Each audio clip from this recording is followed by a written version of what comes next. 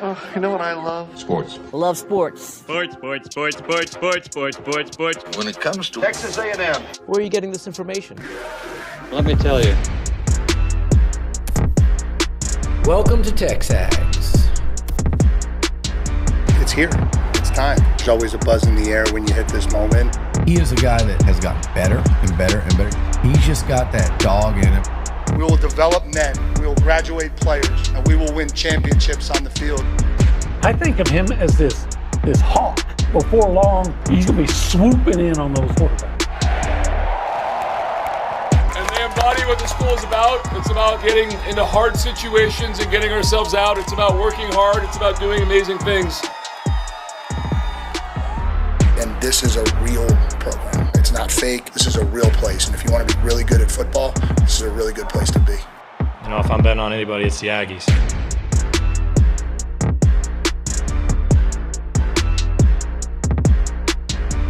Welcome to the O Hour.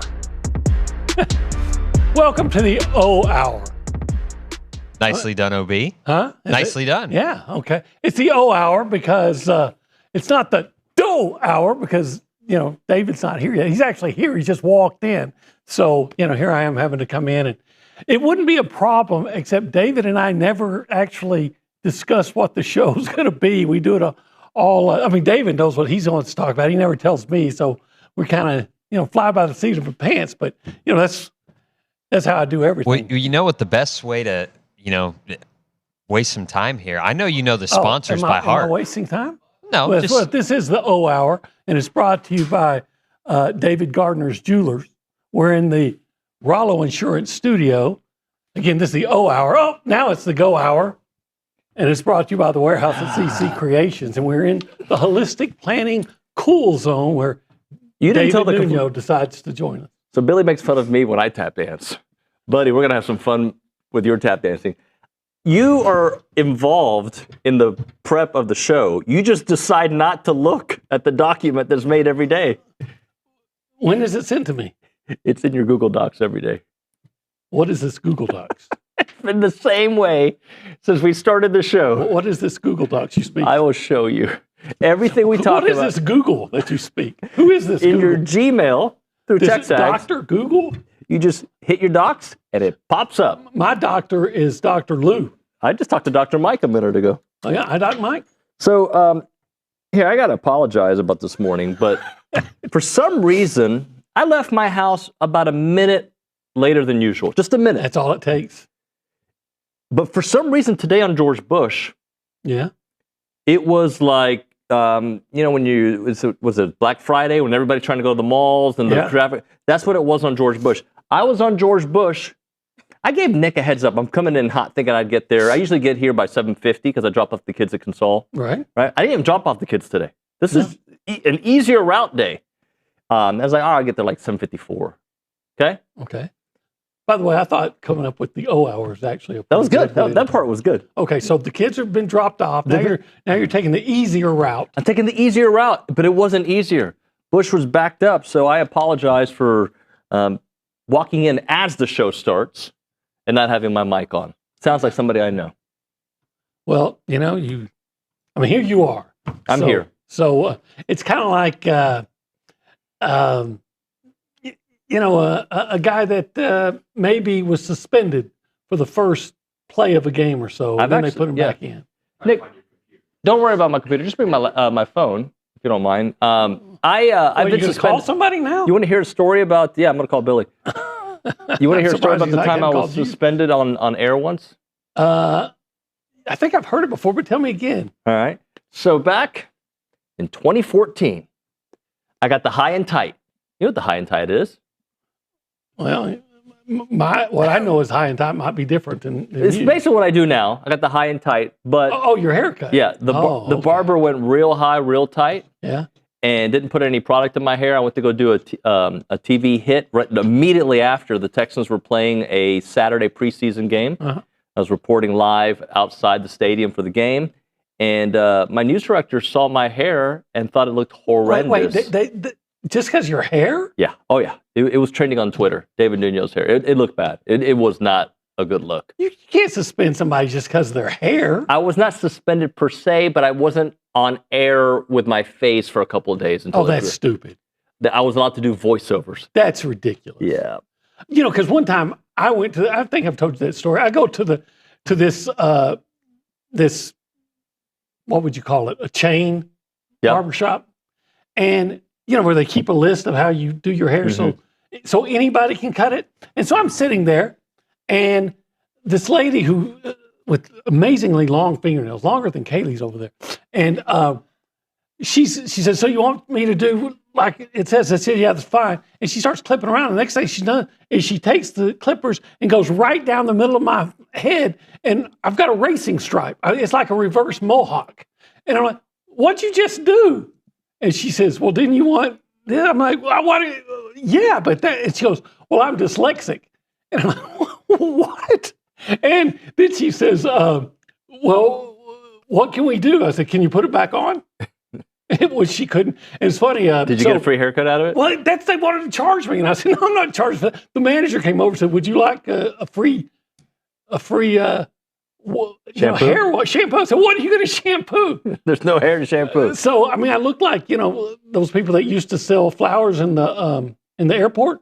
Harry Krishnas? The Moonies or Harry Krishnas or whatever. Yeah. I mean, and the only person I got a good favorable, because I put my head on Facebook and things like that. And, oh gosh, I forgot, Ramirez used to be in charge, the commandant. No idea. Over up the, I think it's whoever was the commandant. Was on, and he says, hey, I think it looks nice. Yeah, he just retired not long ago. Yeah, he did. Yeah, not long ago. So we have, it happens. It does happen. We're 7 minutes in. We should probably get to some sports talk. See, this is how we were going to. Yeah, if you would have read the rundown, this was actually on there about your haircut and everything. Yeah, okay. Anyway, so since we are the resident baseball experts at TexAgs. Yeah, that's us. I thought we could start off with a little bit of baseball because this came out a day or two ago, and we did not really break it down too much. So I just want to at least read it out loud here on the Go Hour. I know we mentioned it one day on the show for a moment, but A&M baseball, according to D1, number 25 in the country, they're going to face 8 top 25 teams. All right, great. I believe, yeah, there it is. There's the graphic that Nick made yesterday. We've got UCLA number 1 when they played that Aggie Bank College baseball series. Mm-hmm. They do not play the Arkansas or Tennessee or Kentucky, 3 of the top 25 teams they played last year. But as you can see from that, they've got themselves a nice schedule. It's going to be very difficult. Very difficult. Always is. I think the SEC is more competitive in baseball probably than any sport. Yeah. Yeah. And, LSU is supposed to be really good. Texas is supposed to be good. Florida's always good. Mississippi State's usually good. Well, here they're... Arkansas is always good, but you don't have to play them. How good is Tennessee going to be without their coach? That's going to be an interesting question. That is. That's why I asked it. But since I'm the baseball expert on the program, I'm going to tease and answer that question when Brian Broniger or Richard Zane's on the show. All right. Here's a couple other bits of info. Number 15, Georgia on the schedule. Number 23, Vanderbilt. I wonder if they're going to cheat. They might. Pitchers like they did last time they came here. Number 3, Texas on the schedule. Number 2, LSU. Number 13, Florida. Texas number 3? Yep. Funny, I always thought of them as number 2. And then number 9, Auburn. And number 4, Mississippi State. It's supposed to be tough. Yeah. And you know what? Good teams beat good teams. Great teams beat good teams. Great teams beat great teams. What are you going to be? I think we said this yesterday on the show, but this is a common theme. Like when you look back at last season for Coach Early, things started rough. Things got on the right path, and they were on their way. And then that Missouri series. Yeah, I just call it misery. The Missouri series. Yeah. I still can't believe. I saw it and don't believe it. That puzzles me so much because if you win that series, it looks so different. It does. You get into the playoffs, and then who knows what would have happened. The other thing I wanted to bring up this hour is ESPN has the top 50 transfer portal dudes. Okay. How many do you think A&M has on their top 50? 2. 1. Do you know who that is? No. Isaiah Horton. Okay. Coming in at number 22. I'll just read you a couple of things it says about him. After catching 56 passes for 616 yards with Cam Wharton at Miami in 2024, Horton looked poised to be a top target in his fourth year. Instead, he moved on to the Crimson Tide, ranked third on the team in targets, caught 42 passes, 511 yards. It goes on a little bit more. Scouts take 6'4" wide receivers with great ball skills, don't grow on trees. Horton is a big catch playmaker with an excellent body control. He wins the contested jump balls with strong hands and impressive body contortion and plucks effortlessly away from his frame. He goes on to say a lot more, but all the things that we... Do you have impressive body contortion? I have no contortion. I mean, me neither. Yeah. I don't even have an impressive body, but and then you add contortion to that. It makes it a little bit more Not difficult. happening. What he brings to A&M after missing out on Coleman, the Aggies moved quickly to secure a commitment from the top uncommitted receiver in the portal. They were looking for a number one receiver to replace Casey Concepcion, who obviously moved on. And he talks about the other receivers in the room. Should be a very good wide receiver room. I do think it'll be a good receiver room. Maybe more. We talked about this. Maybe deeper, but I just don't think you can be better without KC. Yeah. But I think you can be deeper. You may have more guys that are. Are you more versatile potentially? Yeah, I think so. I think the fact that you got a 6'4", maybe a couple of big guys out wide makes you, gives you more versatility. Yep. And Craver can be, he's an All-American. Right. So you can do a lot of things. And don't sleep. People, I think some of us forget just how good Bethel Roman was in the second half of the season. And of course, I have this huge question and curiosity about how they're going to use Terry Bussey. Yeah, agree. This is TexAgs Live. We are presented by David Gardner's Jewelers. Haven't we been through this? Did you already do all this? Yeah, but let's go. Oh, did you do all of them? You did all? I didn't get to Buppy's Catering and Bartending Hotline. Rollo Insurance Studio, Go Hour. Yeah. You did do that one. I remember hearing that one. If you'd been here on time, you'd have known. I was here on time. I actually heard the start of the show. I was watching you. I actually was hoping we would delay the start by 30 seconds. That's what I was hoping. Oh, okay. But then you got your debut. Here we are. You became the. You know what? For the rest of the Go Hour, why don't you host and I be the analyst? Because I don't know what you want to talk No, about. what you want to talk about. What do I want to talk about? Let's give them something to talk about. By the way, you can call us up on the Buppy's Catering and Bartending hotline, 979-693-1150. You can text us on the Catalyst Pure Performance hotline. The PPE. Are you down with PPE? I'm so down with PPE. Yeah, you know 979-693-1150. Nick already spoke, but I want to talk to him. Nick, good morning, buddy. How are you behind the glass? I'm great. How are y'all? I'm good, man. What's up? Good. I'm sure y'all were tuned in, or at least caught a little bit of SEC basketball last night. How crazy this league is shaping up to be. If A&M would have won on the road at Tennessee, they'd be in first place right now, 4-0. They'd be the only 4-0 team, but didn't happen. But it's okay because Vanderbilt lost. A few upsets this past. Are we really going to celebrate Tuesday, the Wednesday. Vanderbilt loss? No. I'm just saying. Like, my whole point is, it's a wild league, especially that Kentucky win over LSU, that half-court pass on the inbound and the buzzer beater. It kind of looked like Duke, Kentucky, Christian Laettner. Yeah, it was kind of the same design play, a little bit more to the left. But did you see it, Nick? I did, yeah. Maybe that's where Kentucky learned it from. Yeah. Say, hey, we saw it done to us 30 years ago. Yeah.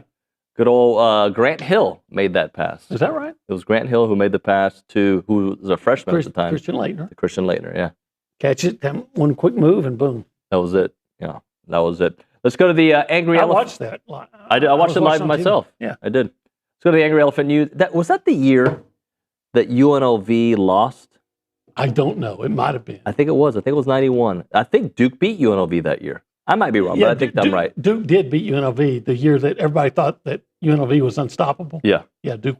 I think that was the year. Because you don't want, I think it was in the semifinals, if I'm not mistaken. You don't want to play Krzyzewski when he has a full week just to prepare. For you. Yeah. Anyway. That's right. We go to the Angry Elephant News and Social Center. Kaylee Dreyer returns to that position. We've missed you, Kaylee. Good morning. It's been a while. We've got a busy day today, don't we? Yeah, a lot of good guests and the fan show, obviously. Is McGee coming in? McGee's calling in. McGee on a mobile. Okay. What do you have for us this morning? So yesterday, ESPN announced that the NCAA shortened the transfer portal window for men's and women's basketball. It is now the 15-day period after the national championship game, when previously it had opened during March Madness. I like that they've pushed it back. It doesn't mean it's going to preclude people from already talking to teams and already knowing where they're going. Yeah. Right, because you'll see guys signing like on the first day. Yeah. Oh, how did they come to that decision so fast? But I do like the idea of, because there are people who try to do it the right way. There are, right? Not everybody is talking to the opposing teams, in February. Like, some people try to do it the right way. They'll wait, and then they'll do it after the season. Yeah, or so they say. Some people, I said. What else, Ms. Dreyer? Yeah, so y'all were talking about baseball, and someone on the YouTube chat said, by the way, first rules of baseball were published this day in 1892. Interesting. Abner Doubleday. Abner Doubleday. Down in Port Isabel, Texas, there's a sports bar called Double Days. Double Days. Not Double Daves, Double Days, like Abner Doubleday. Doubleday. Who's given credit for creating baseball. I'm more of a Double Daves guy. I know you are, because you like the pizza or the rolls. Yeah. Pizza rolls. By the way, the end of the show is at 10:50, but right now, caller number 12, 979-693-1150. We're going to hook you up with your choice of a dozen pepperoni rolls or a large one-topping pizza from Double Dave's. They've been serving Aggie Land since 1984 with your favorite pizza and, of course, those world-famous pepperoni rolls. Reliable in-house delivery, bringing piping hot goodness straight to your door. Just click on doubledaves.com and your favorites are on their way. No script. That was impressive. Thank you, sir. I just felt like do it here. I don't think I could deliver something that smoothly, even if I had a script. Well, I've done it 1,012 times, so I better have memorized it by now. I've read things in my life, all my life, and I don't think I've ever read anything as smoothly as that just went. Well, you're very kind. Let's get one more story from Kaylee Dreyer. Kaylee, got a comment or a story for us? Yeah, so Texas A&M Track and Field kicks off their road slate at the Corky Classic in Lubbock, competing against 23 teams. This will be their second meet of the season, following the McFerrin Invitational, which was held here, and the group won 14 events, with 8 on the track and 6 in the field. We should have Coach Henry in studio starting next week to do his weekly hits. Reigning men's national champion team, and the women, I believe, finished in the top 4, if I remember correctly. So they won the national championship last year. On the outdoor, on the men's side. And then we got a national championship in volleyball. Yeah. I think we're runner-up in women's tennis, right? Yeah, and the year before won it in women's tennis. Been a lot of winning going on around here. Women's golf has done really well over the years with Garrett Chadwell. Yeah. Got a new soccer coach in. Yeah. I think you might have talked to him yesterday. Did. Very nice guy. Yeah, seems to be. Yeah. All right, let's hit a break. When we come back, we're going to talk about sports. OB. Yeah. We did talk Double Daves. There's another option to eat as well when you want to go carnivistic. And you can do that today because it's open on Thursday, Friday, and Saturday. And of course, I'm talking about the spectacular Texas barbecue that is served by 1775. You know the place. You've heard me talk about it.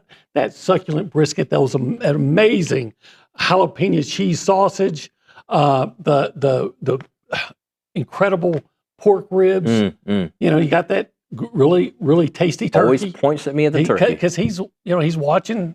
I'm not watching anything. He's watching his weight. Just live my life a certain He's way. watching the calorie count. No, I know. And turkey, helps with that. And then, of course, you have that turkey to watch the calories, and then you just throw it away because you can't turn down the queso mac and cheese down at 1775, a couple of miles past the airport. I think on the left. A rookie mistake is to only order one queso mac and cheese. There should be 2. Yeah, you can't just have one. You can't just have one queso mac. It's kind of like the old potato chips. You can't eat just one. Yeah, you need to have 2. Need to have 2? Yeah. I think the last time I was there, I ordered 2 and they gave me 3 by mistake. I love when they make mistakes. And I should have, if I was a man of better integrity, I would have went up there and said, look, I think y'all gave me 2, 3, one extra, and so here, let me pay. But being the slimy person that I am, I just went, I think I'll just eat this one too. And I think you probably said, hey, you forgot to bring me my other queso mac and cheese, so you got a 4th. No, I was just, 17. So now, next time I go over there, I'm going to have to settle up. By the way, it's 1775, txbbq.com, 979-492-6241. It's good.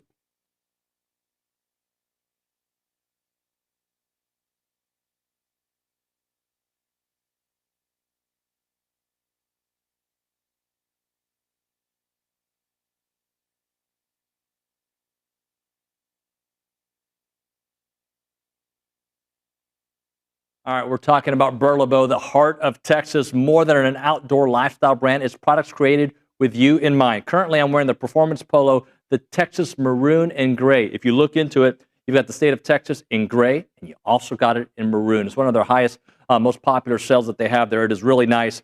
Comfort and versatility. You can wear it in any situation. Quick drying, fits the size.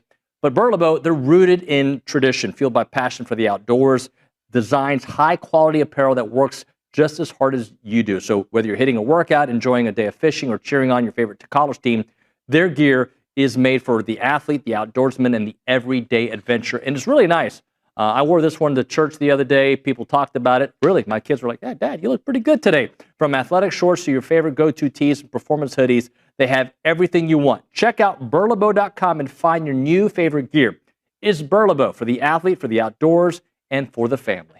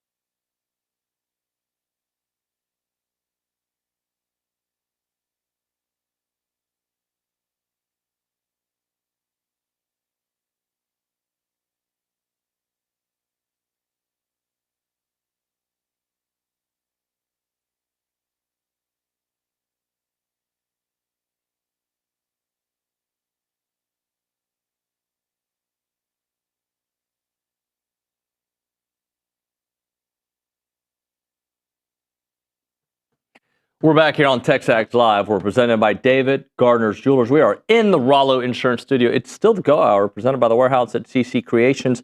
And OB, we didn't give that love to the area we're hanging out in. This is the Holistic Planning Cool Zone. Yeah, everybody loves the Cool Zone. Have you noticed the way we say Cool Zone? Yeah, in fact, we I hold on to it. was at breakfast on Sunday with some TexAgers, and one of them said, "Hey, just say the Cool Zone. Ballistic Planning Cool Zone. The way y'all say it, just." It annoyed this person? Ballistic Planning Cool Zone. I said, yeah, just wanted to hear it. Oh, they wanted to hear you say it. Oh, I thought they were annoyed by the way we say it. No, they wanted to hear it, so they could laugh and whatever, and let their wives hear it or whatever. So, because Irma and I, not all the time, but typically on Sundays, we meet for breakfast with a group of people they're TexAgers that are at least, let's face it, I'm the oldest person around, but they're somewhat, at least in the neighborhood of our age group. And I don't think their wives necessarily listen all the time, even though some do. And I think we're big in the wives community. I'm sure you are. No, David. We're going to move on. Anyway, I saw this article and it got me thinking, okay? Yeah. The Knicks is CBS Sports. They talk about the Nick Saban coaching tree, okay? That's currently coaching. Yeah. Okay? And they ranked where these coaches are right now. I'm going to just give you names and then we'll kind of re-rank them, okay? Okay. Well, but to me, Signetti's got to be number one. So right now, like for this season, so how would you do it? Would you do it for this season? Look, he's got Indiana in the playoffs last year. Yeah. Huge. Indiana was in the playoffs. And then he follows it up by getting them in the national championship game. I don't care who's been around for 20 years doing whatever. Signetti's your guy. Indiana. Yeah, I still think they got to win. And they are going to win, I think. But it's still. So Kirby Smart, I'm going to just give you the names. Kirby Smart, who's become Kirby Dumb of lately, some of the on-field decisions he's made that have cost his team. Kirk Signetti, Daniel Lanning, Mario Cristobal, Steve Sarkisian, Lane Kiffin, Brent Key, Pete Golding. Those are the 8 I'm going to give you. Well, Golding's 8. Yeah. And Signetti's 1. Kirby's got to be 2. Kirby's 2. I think Lane is 3. Yeah. Mario's 4. Got to be. I'm not sure Key's not 4. That's. Okay. But Mario's in the national championship game. He is. But, he's at a place where it's a lot easier to win than it is at Georgia Tech. But, okay.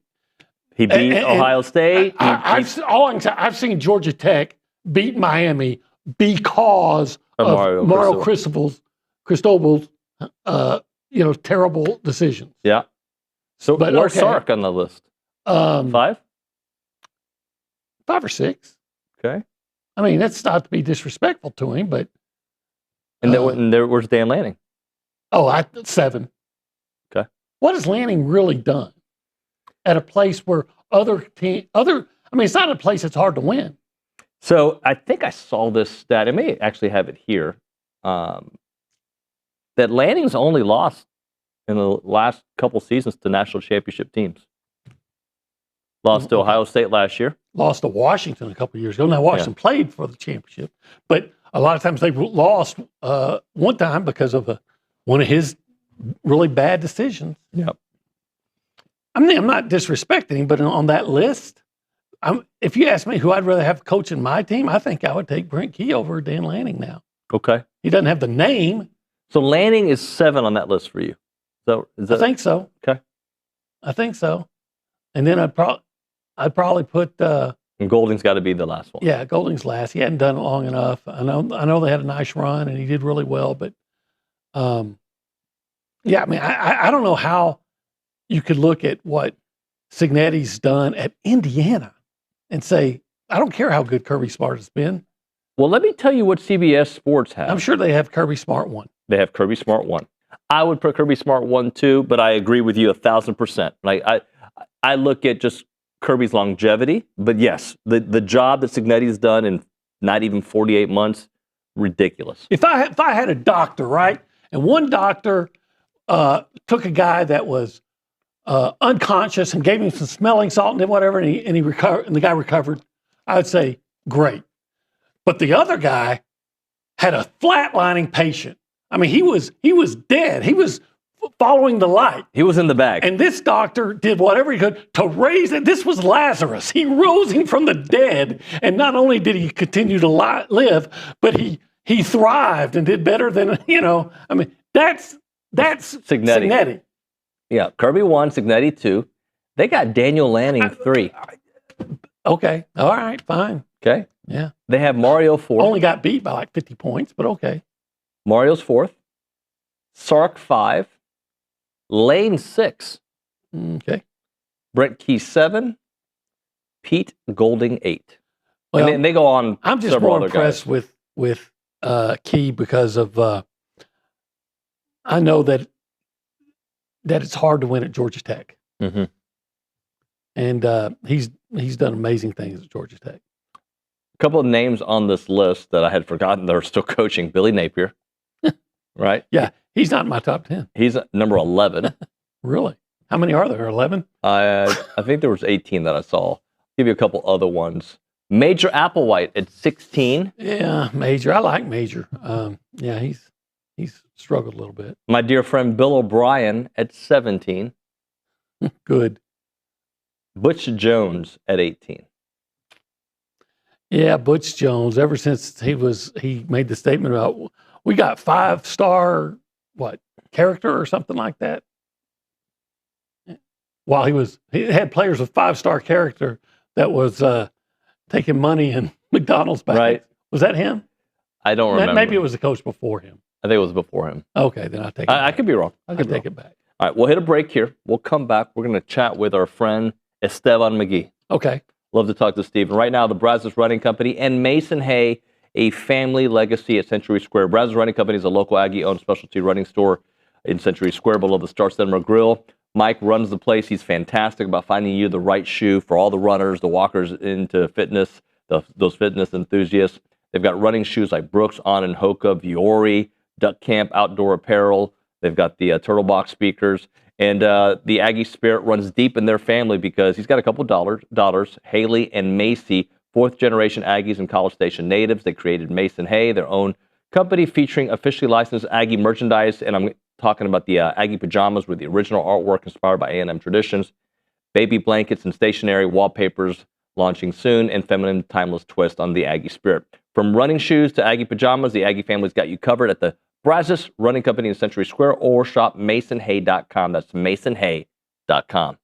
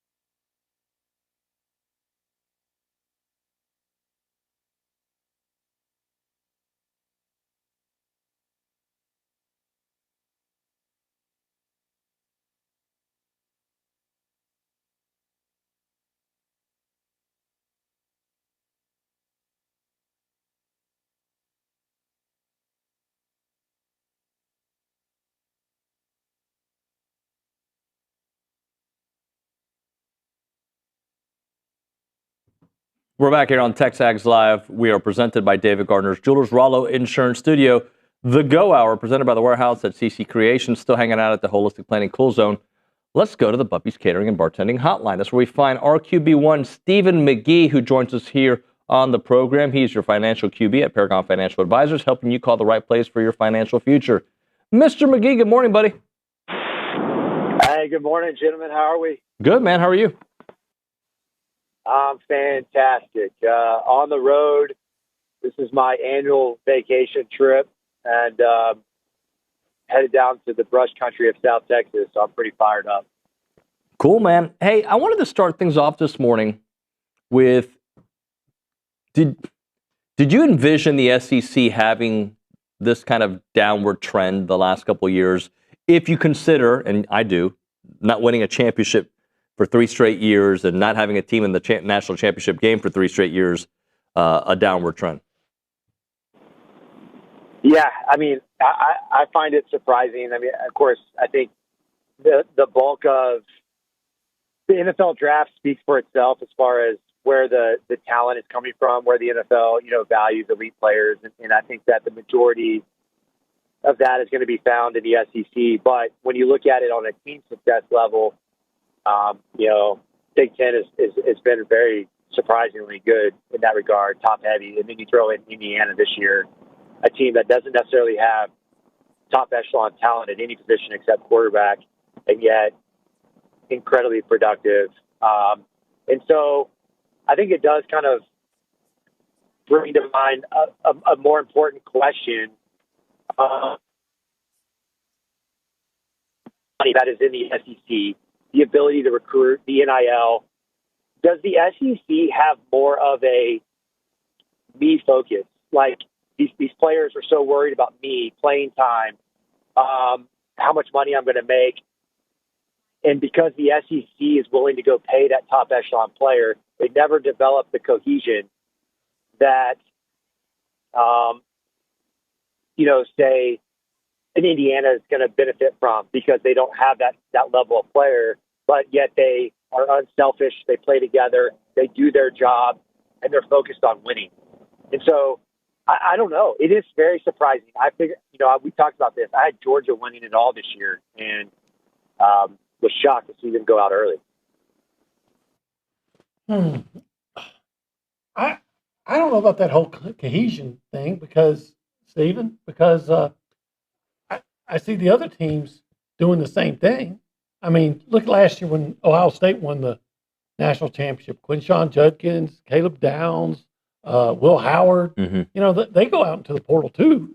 So I don't know. I think it's a cycle, but also start to wonder about I saw when Michigan won the national championship a couple of years ago. Yeah, they didn't have a team from the SEC in the final, but Alabama was on the 3-yard line? Yeah. To force overtime or win the game or something like that. So I mean, I think that the SEC for years acted like they were 7 foot tall and everybody else was 5'10". When in reality they were 6'10", everybody else was 6'8". Yeah. Well, now the SEC is 6'9", and everybody else, no, not everybody, and the Big Ten is 6'10". And the ACC is not a great conference. Miami's a great team, right? And maybe Indiana is just one great team in the Big Ten, because we saw what happened to Ohio State when they played Miami. Stephen, where are you? So Obi and I were discussing we're actually discussing the best coach under the Saban tree. But just when you're breaking down who the best coach in the game is, do you break it down for a season, for a history? Like people who are coaching now, like would you take Cignetti or you take Kirby Smart? I would take Kirby Smart. I knew you would. Yeah, I'd take Cignetti. Now, I would take Smart today too, but I mean Cignetti is getting dangerously close. Well, let's remember what Cignetti did before he got to Indiana. James Madison winning national champion. Yeah. I mean, they're both great. I don't doubt anything you're saying. I just say if you're judging them today, I would have to go off the body of work at the highest level, and I don't think anybody in college football has been better than Kirby Smart. Just my opinion. But if someone were how many games have you seen Kirby Smart screw up for Georgia with some of his on-field decisions? Yeah, I've also seen him win some too. I mean, I felt like he took over that Texas game. Remember the onside kick? Yeah, it was a one-score game. He imposed himself. I'm not saying he's a bad coach. I love Kirby. I will say this: I think Kirby Smart is a complete football coach. I think he controls all three phases, much like a Saban. I think he's an elite level recruiter, and I feel like he's got a little bit of a dog in him where he's going to do whatever it takes. Yeah, Ugga. He does. He's an Ugga. He's got a little something dirty in him, like that. He's going to scratch and claw to win. I love Cignetti. He's my favorite coach in college football right now, and I would not be surprised for him to take the throne eventually, and deservedly so. What he's done, the interviews, his approach, the way that he gets his guys to buy into the team thesis, phenomenal, through the chart. No doubt about it. I think you could find 20 coaches that could go to Georgia, maybe not be as successful as Kirby, because I'm not saying but he will be successful at Georgia, because Georgia's like Texas and Texas A&M. You pretty much got to LSU. You got to screw it up not to be successful there. Okay, so but who's ever successful at Indiana? Cignetti. Well, I agree. There's no doubt about that. It's been remarkable. But I think to your Georgia comment, though, before Kirby Smart got to Georgia, would you say that was true? I would not. I don't think that program. Mark Richt had some good years. But I wouldn't say anything that Mark Richt, other than when he had David Green as his quarterback back when was that 2004. That middle stretch. 2012, they played Alabama for the SEC championship when Alabama won the national championship, and they completed a pass. They were at the 3-yard line. Should have thrown the ball out of bounds, but they're at 3-yard line when time ran out. They could have won that. They were consistently good under Mark Richt. Yeah, they were consistently good, but they were not. They were consistently 10 wins. He was not as good as Kirby Smart. I acknowledge that. That's why I said I wouldn't say that they would all be as good as Kirby Smart. I said you could find 20 competent coaches and they would be successful at Georgia, because you have to screw it up not to be successful at Georgia. Hey, McGee, switching topics, I know you analyze quarterbacks. Did you see the report that I think Ty Simpson actually said it, that some schools were offering him north of $5 million a year to come back and not test the NFL? Yeah, Miami at $6.5 million. Yeah, it doesn't surprise me. I think some of the numbers that get posted online are probably, no one knows this better than Lucci, but I think some of the numbers are probably a little bit inflated if you look at social media. But for Ty Simpson, it's a quarterback-driven league, just like college football is, and so even at that number, could he be guaranteed more going into the draft and being a late first-round pick or early second-round pick? And I think it still favors him going pro, in my opinion, because, you've seen the opposite happen, one in the hand, two in the bush type deal where Nussmeier comes back. He could have potentially been an earlier, round draft pick last year, and then comes back, and now he's probably looking at what? 4th round, 5th round, so that costs him millions. So that's a hard decision. I mean, the quarterback position is one in which the NIL money does make it. There's going to be guys like Carson Beck that potentially could make more money playing college football than they could in the NFL. Yeah. How much would it? What would have been your price tag to come back for an extra year at A&M? Today? No. I mean, when you're in. Had you had that option to say, hey, I can go into the draft or I can come back and play another year at A&M, how much would you have demanded as a quarterback? Oh, man, I would have been thrilled with $100 cash in a deer hunt, OB. Thrilled. Hey, McGee, let's hit a break, and can you stick around for buy, sell, hold? Absolutely. All right, we'll do that on the other side. You're listening to the TexAgs Live, presented by David Gardner's Jewelers. Right now, we're talking about our friends at Caldwell Country Chevrolet, Highway 21 in Caldwell, online at caldwellcountrychevrolet.com. That's the place to go if you're a business owner looking to add to your fleet, or if you're just a normal mom and pop just trying to find a car for your family. Caldwell Country Chevrolet's got you covered, and they've got the best deals, the best customer service, and, of course, that incredible selection. And when we talk about that customer service, it talks about just getting the great trade-in value, getting the right price point, and also complimentary pickup and delivery for all those service customers. Complimentary oil changes for life as long as you own that vehicle from Caldwell Country Chevrolet. We're talking about a 15-minute drive, the edge of Bryan to the beginnings of Caldwell. Short conversation away, but you'll see the difference when you step on the lot and you do business with the great people at Caldwell Country Chevrolet. Highway 21 in Caldwell, online, caldwellcountrychevrolet.com.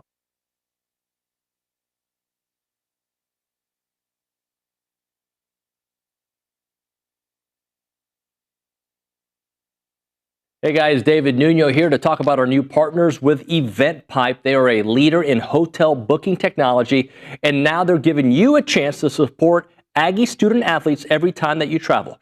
Thanks to their partnership with United and EventPipe, whether you're heading into a game, a business trip, or family vacation, every room that you book comes with cash back in the pockets of Aggie athletes. That's a wonderful deal. And with EventPipe, you'll get discounted hotel rates up to 20% lower than the major travel sites, while enjoying a fast, easy booking process.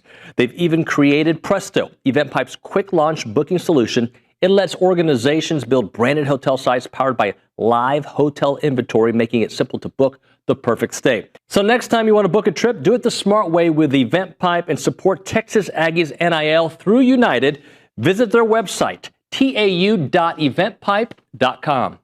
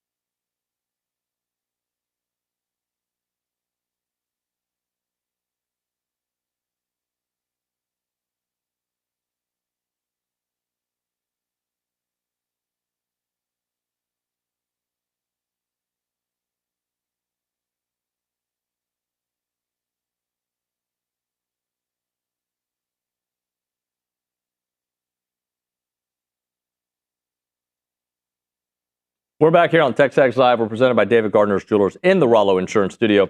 Time for a little buy, sell, hold, brought to you by Aggie-owned Paragon Financial Advisors. If you want financial guidance that truly puts you first, please visit paragon-adv.com. Still have Stephen McGee there on the Buffy's Catering and Bartending Hotline. All right, McGee, here's our game today.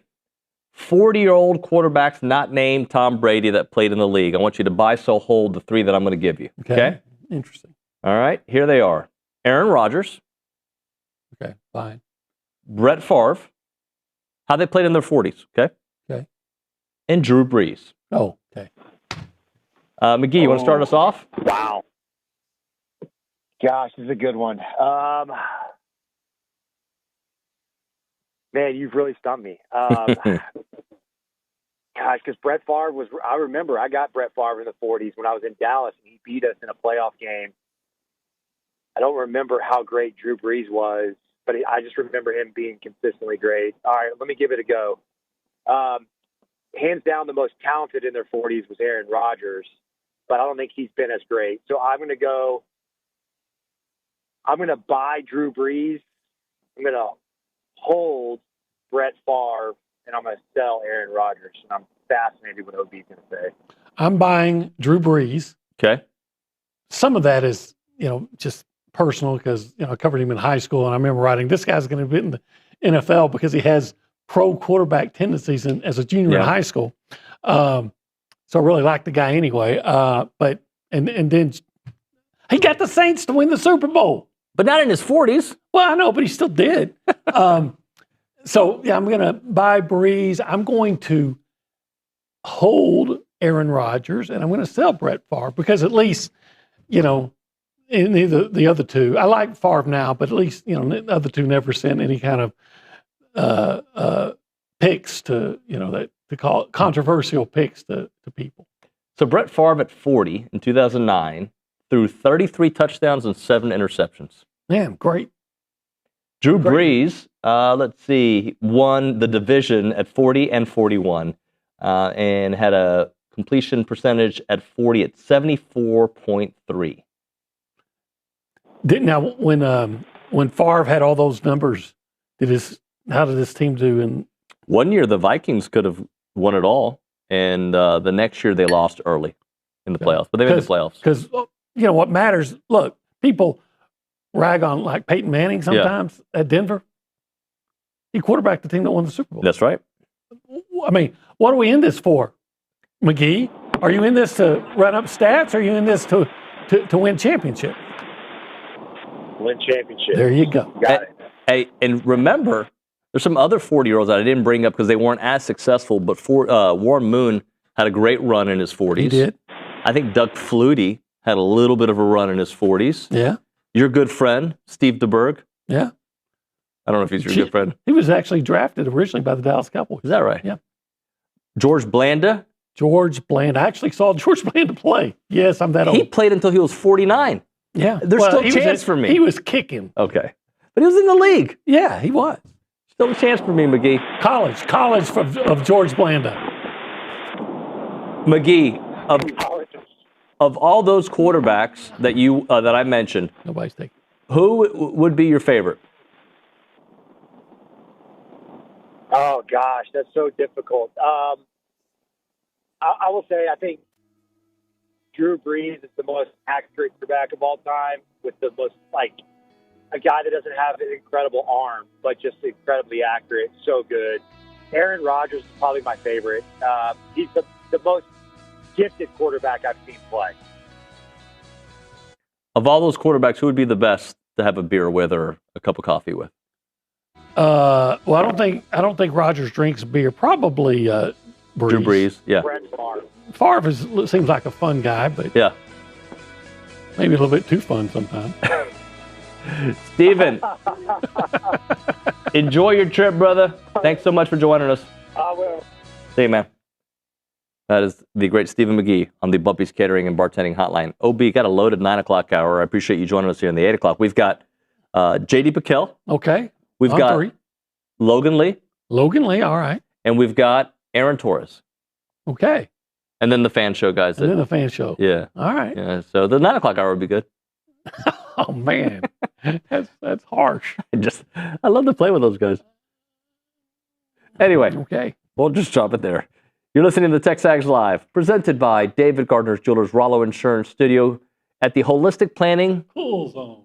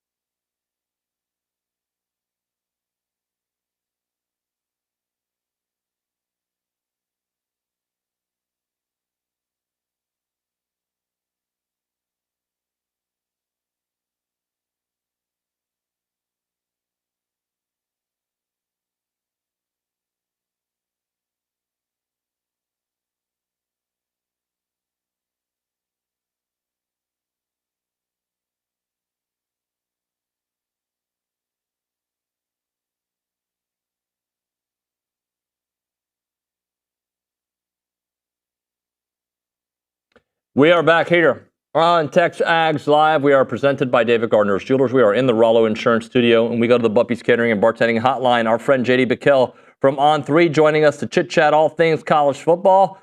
Mr. PicKell, how you doing, buddy? David, doing phenomenal, man. It's a travesty that we have a national title game on a Monday, but, we got to look at this thing in the glass half full side of things.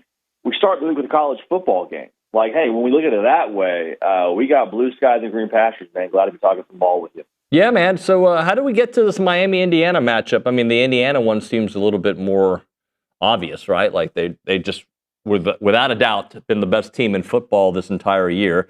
But even some of their success this postseason, I think, has, I guess, surprised me. I didn't expect this kind of domination the way they've done it so far.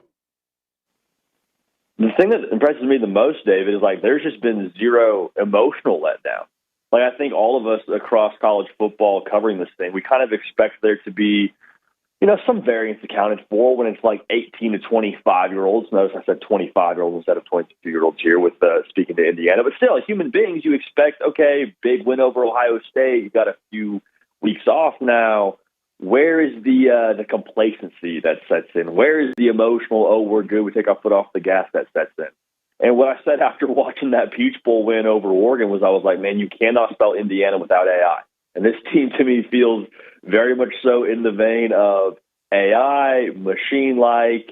It's a computer is what it is at Indiana. And they don't show emotion. They don't have the emotional letdown that we've seen across college football since this whole sport became a thing. And that to me has been the most impressive part about Indiana is every single week they are playing as close to their best football as possible. And there's no sign of, any letting up. So it's, we just had Jake Crane join the On3 team here. He made a great take. He's like, I think if you're talking about humans versus robots, you've got to go with the robots, and the robots here are Indiana. So not to give away the pick there too much, but that's kind of the most impressive thing I think here with the Hoosiers. What about Miami? How have they done it? I mean, other than the obvious controlling the line of scrimmage, great defense.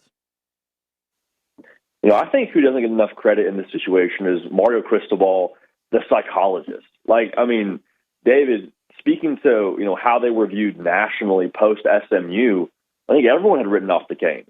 Like we looked at that loss in Dallas where they were a double-digit point favorite going to the Mustangs, and it was like, okay, well, if you can't win that one, and Carson Beck once again is making poor decisions, and there for whatever reason now seems to be a lack of focus from this team in crucial areas. Like they're probably going to lose again here. They got to go to Pitt. They don't have a cakewalk necessarily the rest of the way on their schedule if they're going to turn the football over like this. And for Mario Cristobal to be able to get this team back locked in to play their best football down the stretch and honestly into the playoff and not have any let up once they got into the dance either, I think that needs to be, studied a little bit more closely across the board here. So, yeah, the roster building part of it is super impressive, but to get this team back onto their A game after losing two down the crucial stretch of their season, got to be given his flowers. JD, the Dante Moore going back to Oregon situation, I found it interesting on multiple layers. A, because he could have been your top pick. I think it would still be Fernando, but it could have been Dante Moore, depending on how he graded out the rest of the way. And then you've got Dylan Raiola going there. Everybody's thinking he's going to be the starter because they expect Dante to leave, but Dante's staying, and now Raiola apparently is going to stay. Can you make sense of the entire situation?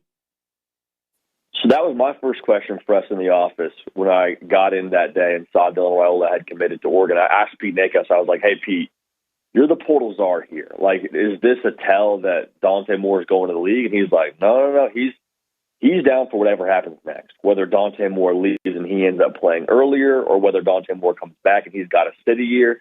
And that, to me, just spoke to, I would like to say, the maturation of Dylan Raiola, because we've seen now over his young career, a guy that played at multiple high schools, had 3 different commitments, now in his second college, based on his decision-making, seemingly an individual that is after, only it's unfair to say, some instant gratification. So to see what Dante Moore did, sitting behind a year with Dylan Gabriel and then having the success that he had and saying, you know what, I just broke my leg.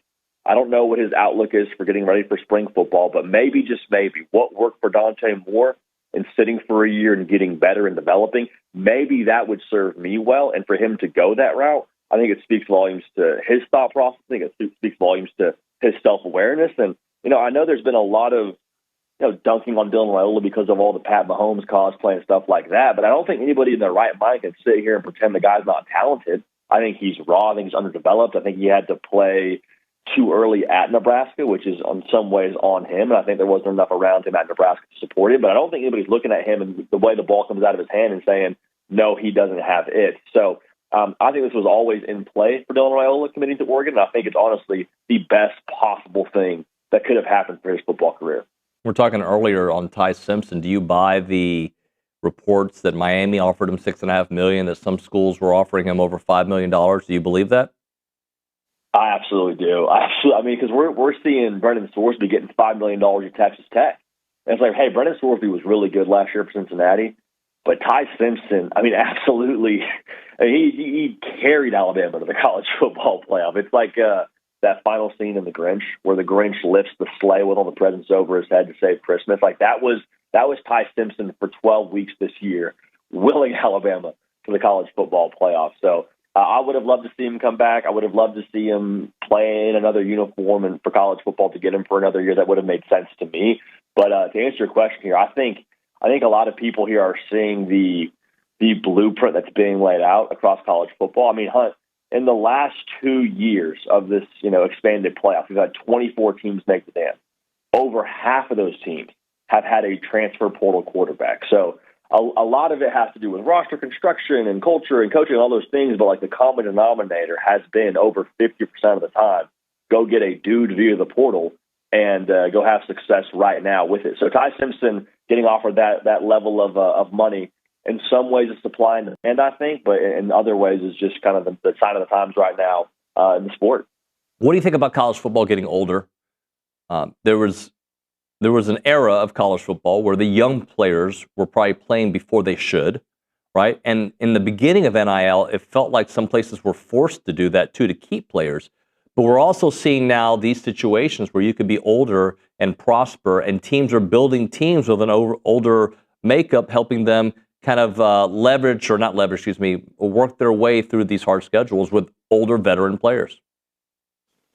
I think it makes a lot of sense. Like if I was given the keys to a roster, I can't say I wouldn't do the exact same thing. And I think it's funny when you compare it to college basketball, which I'm very, very careful to not do with college football because I think college football is its own sport. So I don't love when it gets compared to the NFL or, any other sport. But in college basketball, a lot of it seems to be predicated on potential and upside and what you are as a draft prospect. Like I think what Coach Nate has done at Indiana, he's like, I care about experience. I care about maturity. I care about like, are you going to play as close to your best every single week? Because you're not going to be swept up in the external circumstances and you're not acclimated into college life. Like I think if that is what works in college football now, you're going to see a lot of people, I think, copycat the Cignetti method and go after production over potential. So to put it simply, like I'm here for it. I think it's not inappropriate to say we're getting better football when you have that longer in the tooth, looking roster, and better football. I think is always going to be a good thing for us here, David. So also on top of that, like kids getting degrees, also a great thing for the sport. So as a whole, I'm here for it, all the way here for it. Do you think Sam Leavitt to LSU is a good fit for Sam and for Lane Kiffin?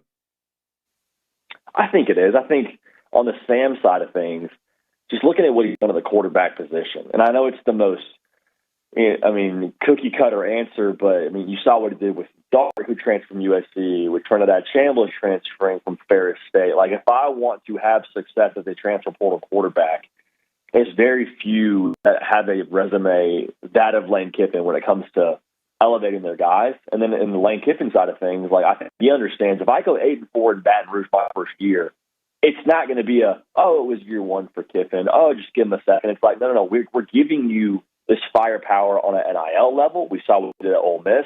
Like we're not resetting or having a gap year here, Kiffin, before we go make the college football playoff. So to have those expectations paired with a quarterback that I think gives you the chance to meet those expectations, it's just a win-win-win across the board for everyone involved.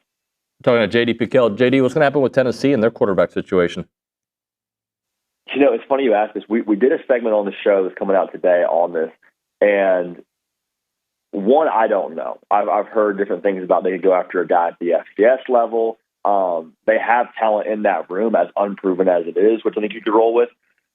The funny part about Tennessee and Josh Heupel to me, I don't know that I really care as much about what to do at the quarterback position and their portal misses as I do other places, just for the sheer fact of the matter that, like, I saw Josh Heupel with Iko Iamaleava, who couldn't complete a deep pass to save his life last year, find a way to the college football playoff because of how they called the offense and how they retooled the defense. So my take on Josh Heupel has always been he's kind of like one of those reality TV show chefs that you see on Netflix, like where they give them just ridiculous ingredients.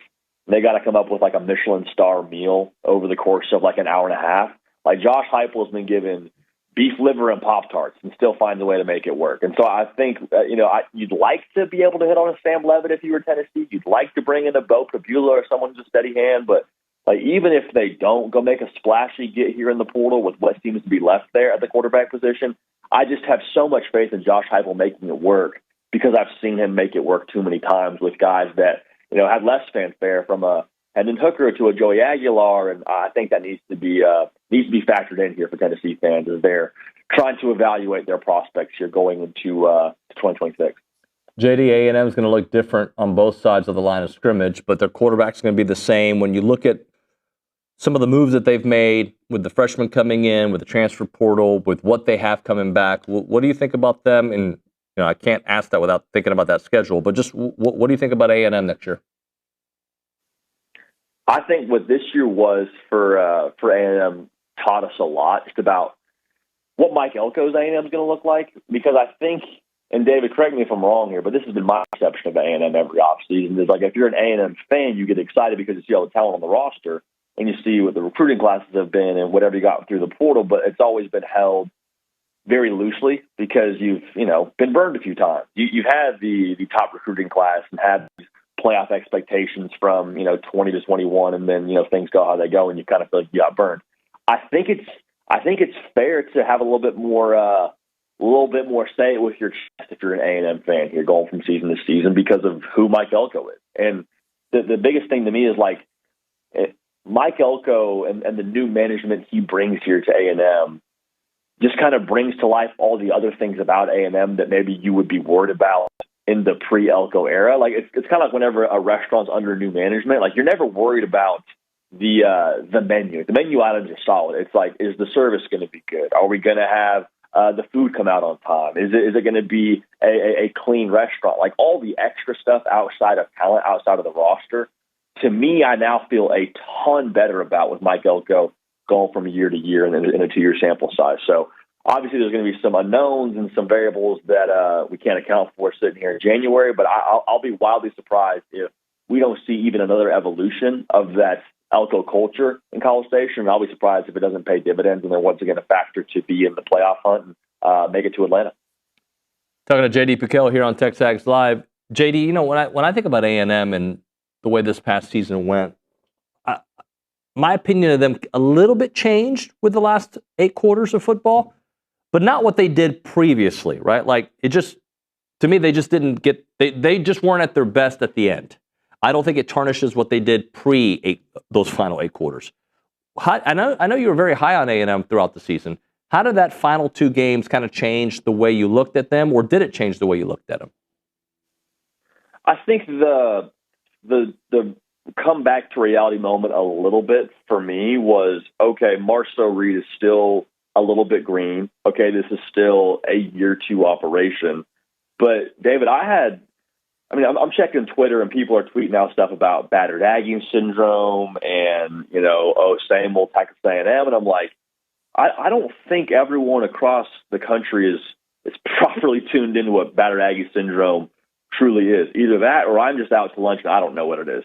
I have a hard time believing that 11-1 in a playoff berth is battered Aggie syndrome, and you lose on the final play to a team that's now playing for a national championship. Like, I get that it sucks, and I get that it's in some ways a falling flat of what expectations were when you're rolling through the month of October and you're looking at being in the SEC title game and making it on the playoff. But like to some degree, it's like we got to be able to separate what's battered Aggie syndrome and same old A&M And what's just college football? Like, I mean, for A&M to push a team to the wire and lose by one score on the final play, it sucks. But it's not like A&M is this massively snake-bitten outfit because they lost one game in the regular season and played a tough playoff game against a team that's now gonna go play for a national title. So I think, if anything, you kind of take a step back if you're A&M and say, okay, we still aren't there yet, but I really like the direction. So to answer your question, again, the regression and my thought process was, okay, Marcel Reed still has some things to clean up and still has some growing to do as a quarterback.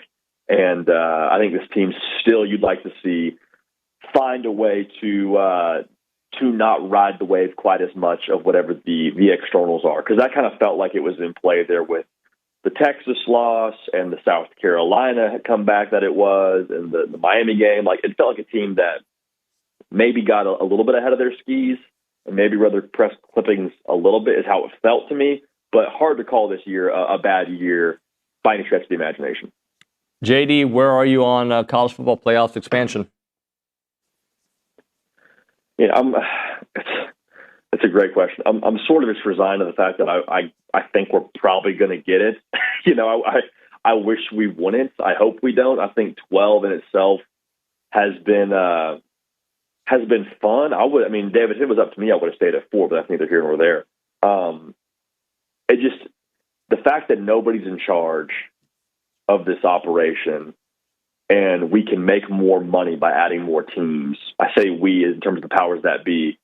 It's hard for me to see us stopping at 12, but I'm hopeful. I'm holding out hope. Yeah, I kind of look at it as it's out of my control, right? And it's better. College football is better than it was when I was a kid, even though I don't like a lot of the things that is happening right now. Like, both things can be true.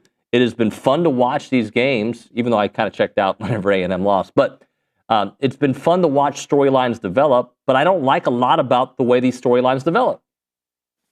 Yeah. And I think, too, like, I'm just ready for us to get to wherever college football is going to be for the next 20 years. Like, I feel like there's been just so much change over the course of the last 5-10 years. And it's honestly, in a bizarre way, kind of broken the way that we view the sport from an expectation level. Like, I'm watching all these people tweet out about how Ohio State and Ryan Day fall flat on their face and, it's a bad year for them and whatever. And it's like, yeah, it's a bad year if your expectation is to win the national title every year. And I guess at a place like that, it should be.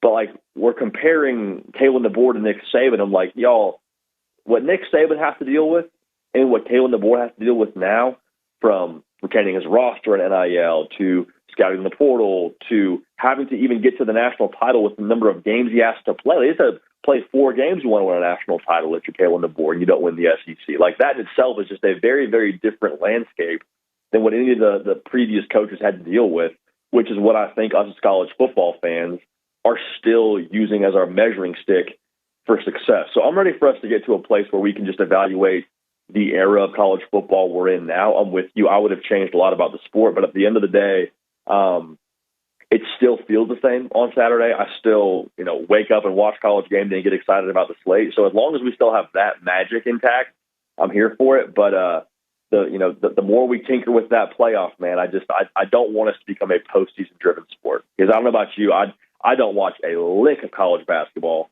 until I get that one shining moment theme, rolling around my timeline, and we got the tournament happening. I don't want to see college football become that, because I think that that dilutes what's made the sport so special in its existence. JD, great stuff, man. Thanks for making a few minutes for us.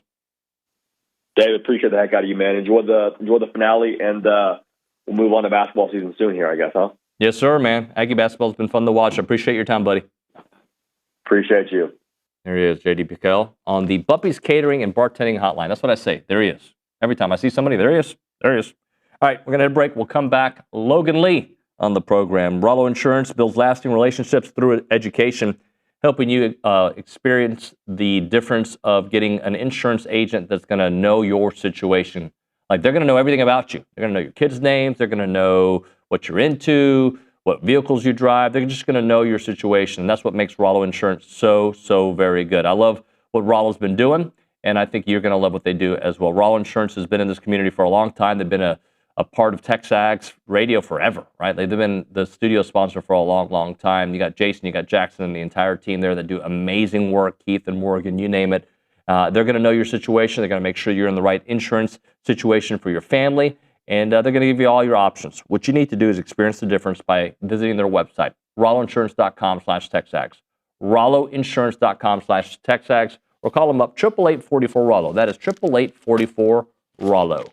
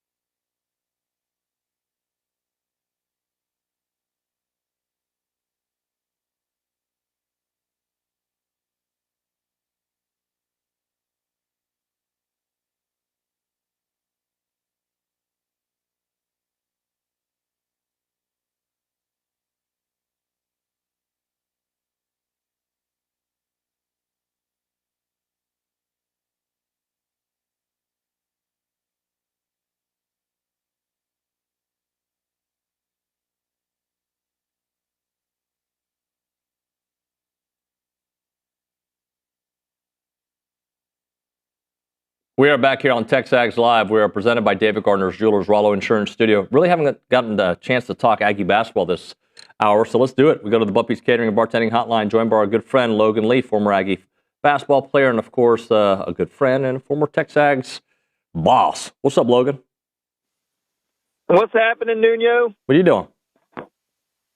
Oh, I am doing all right. I'm a watchdog today. I am volunteering at my kids' school to go through classes and help out where need be. And to be honest, it's actually been pretty fun. Good. All these kids like seeing you. I'm gonna take it for a win until the day that my kids are like, no, I don't want you at school. I don't want you to be around. Yeah, I don't know when that happened at our house. I still, like Isla, my youngest, still wants me to come have lunch with her. And the boys who are seniors, I don't know if they want me to come hang out with them at school, but they don't mind being around their mom and dad. But I know and Annalise is still tight with us, but I know one day it's not going to be the same, and it might start in a couple months when my boys go to college. So enjoy all of it, man. Hey, I wanted to start this morning off with you trying to make sense of not just college basketball, but SEC basketball. A&M's got Texas this upcoming weekend. Texas all of a sudden got super hot because they're about to play A&M. A&M, I think, shows to me that they are at a higher weight class than I initially expected, even after the Tennessee loss. Just trying to make sense of what's ahead, what we've seen so far. Just take it from there, Logan. Let's start with what we've seen so far. It's been a roller coaster ride, and I definitely think they are in a weight class above what we thought. Non-conference, they were just trying to put it together. They were trying to figure it out, making sense of Buckyball and the players that they had. And there were times where you could see the flashes of, man, they could be really good if they make their shots and if they're on point with their traps on defense. But, man, they could struggle mightily when they're not making shots or when they're not playing as disciplined as what Bucky wants them to do. And you saw both sides of it, and you kind of questioned, okay, what can they actually do in conference when they start playing teams that are bigger, stronger, faster than them? Starting off 3-0 is fantastic. I didn't think it would be 3-0. I actually thought it would be 2-1. They were 3-0, and then going into Tennessee, I thought that they would have to play an absolutely perfect game to even be in position to possibly win. They didn't play a perfect game, but they played really well, and they led for, 37, 38 minutes, really out of, how long was the game, 50 minutes, two overtimes. And they still had a chance to go into Knoxville and come back to College Station 4-0. Despite whatever people say about officiating and calls and so on and so forth, had Texas A&M done what it was supposed to do in regards to make your free throws, then you win the game, and you steal another road win. So that's a great place to look at it. I'm glad that I'm not coaching, because if I were coaching, I would be highly upset and distraught about dropping that game.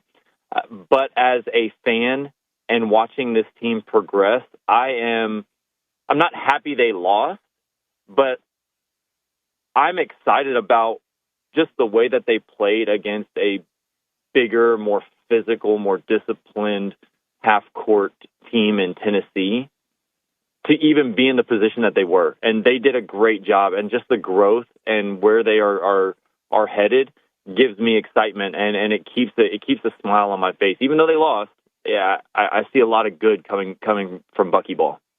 Yeah, I mean, I'm exactly what I struggle with there, Logan, is that, like, I don't want it to be a moral victory. Yay, we played really good. We almost beat Tennessee, but we lost. That's not how I'm looking at it. I'm actually taking a step from it, and I think you are too, and saying this brand of basketball, these players, they've bought into a system that can win at a high level and beat these higher ranked teams.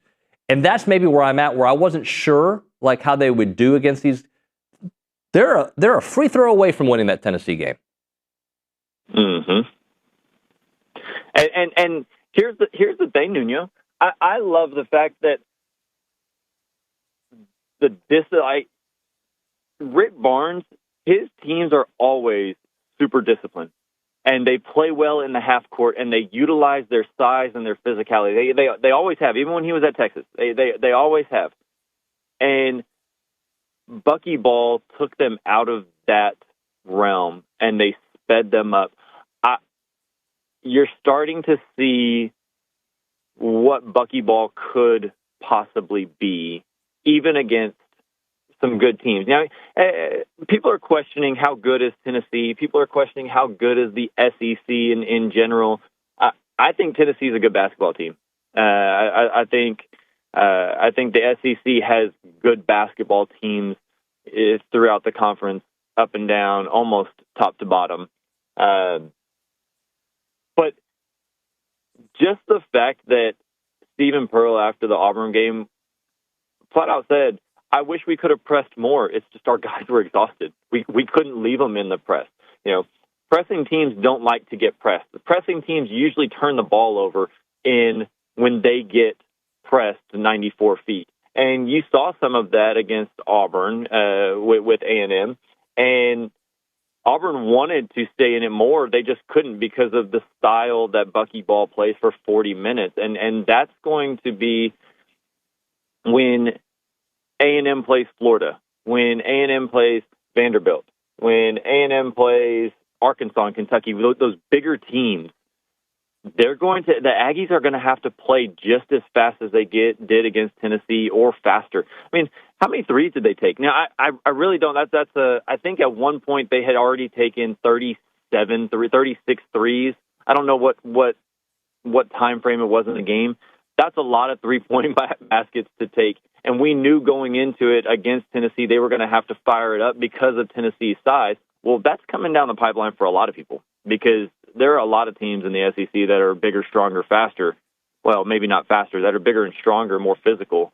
And A&M's going to have to fire it up. They're going to have to keep playing that pace, if not faster. They took 43 threes in that game. 43. Now, granted, that is 2 overtimes, so I don't know how many threes they took in overtime, but that's a lot of 3-point shots in one game. 43, wow. Yeah, I'm looking at the numbers right now. It's they were 13 of 43. That's not good. Just throwing that out there. That and the free throw percentage lower than we're used to seeing from them, right? You put those two, right? 30%, that's like a Buzz Williams 3-point shooting team, and 65% from the free throw line for a team that's their offense, right? And they still had it in regulation, I thought. Yeah, and to be honest, I don't know. This is the second game in a row that the team as a whole has really missed free throws down the stretch, and I don't know if that is because they themselves are tired and exhausted and they don't have the legs. Pop's free throw on that 1-and-1 in regulation, he missed the front end. Like he barely grazed the front of the rim, and it was super short. So I don't know if it's because even their legs are tired and they're going to have to continue to get in game condition to be able to make those free throws at the end of games, or if the pressure got to him. I don't know just yet. Ruben Dominguez, he doesn't miss free throws. He's missed a couple at the end of games. Aggie, not a great free throw shooter, but he's missed them at the end of games. And I think we need more data points to determine, hey, are they just getting tight? Are they nervous? Or do they still need some game conditioning so they have the legs at the free throw line to get it over the rim? Last thing for you, Logan, this Texas matchup, they're hot. A&M, to me, needs this game on multiple levels. Needs it for the university, needs it for the rivalry, right? But just needs it to continue the good vibes. They lost to Tennessee again. They should have won. Let's fix that. Because if you come 1-1 away from this road trip, I think you consider that a successful road trip. Yeah, absolutely consider it a successful road trip if you can steal one in Austin. Like you said, Texas is getting hot. Why? Because they play A&M, and then that's how it goes. I would rather A&M go into Austin and steal one against a Texas team that has started to find a little rhythm than steal one in Austin against the Texas team where everybody says, oh, they're down, they're not any good. I think A&M can do it. I think I would be ecstatic if they went into Austin and won. Do I expect it? I don't know if I expect a win, but I am not as worried as going into Austin as I was as going into Knoxville. Now, the rivalry, obviously, that plays into it. You can throw rankings and numbers and everything out the window in a rivalry game because everybody usually comes to play, and it is usually down to the wire, no matter what stage of the season they're in. But if you would have asked me even 3 days ago, I would have said, yeah, I'm more worried about Knoxville than I am about Austin. I think A&M can play with anybody. They have to make shots. They have to play their game, though. The Aggies cannot get in a half-court set for extended period of time. They have to run the ball. They've got to push it.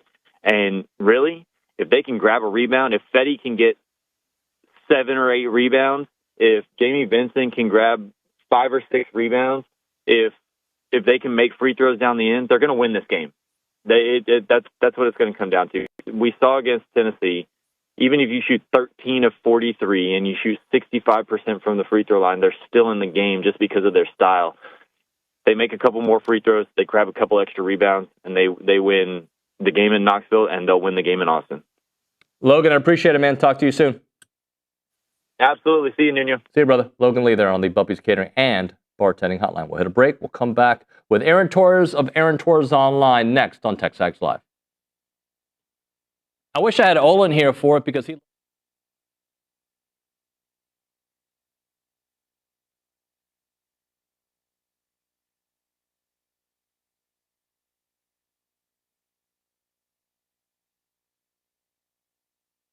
Hey friends, David Nuño here for Prize Picks. They're back on TexAgs, prizepicks.com/TexAgs. Use the code TexAgs to get $50 once you play in $5 lineups. And Prize Picks is the best place to win cash while watching sports. Football season's here, basketball coming up, baseball, you name it. You go to prizepicks.com/TexAgs and start having some fun watching sports, making some money on there. And you can play Prize Picks in over 40 states, including California and Texas. Remember, they'll give you $50 in lineups once you play $5 lineups on Prize Picks. And they have the new thing. It's called It's Good to Be Right campaign, and they're kicking off the upcoming NFL season with their bold new campaign, It's Good to Be Right. The seasonal long push celebrates the thrills of getting it right, from the perfect prediction to winning your Prize Picks lineups. Prize Picks is good to be right.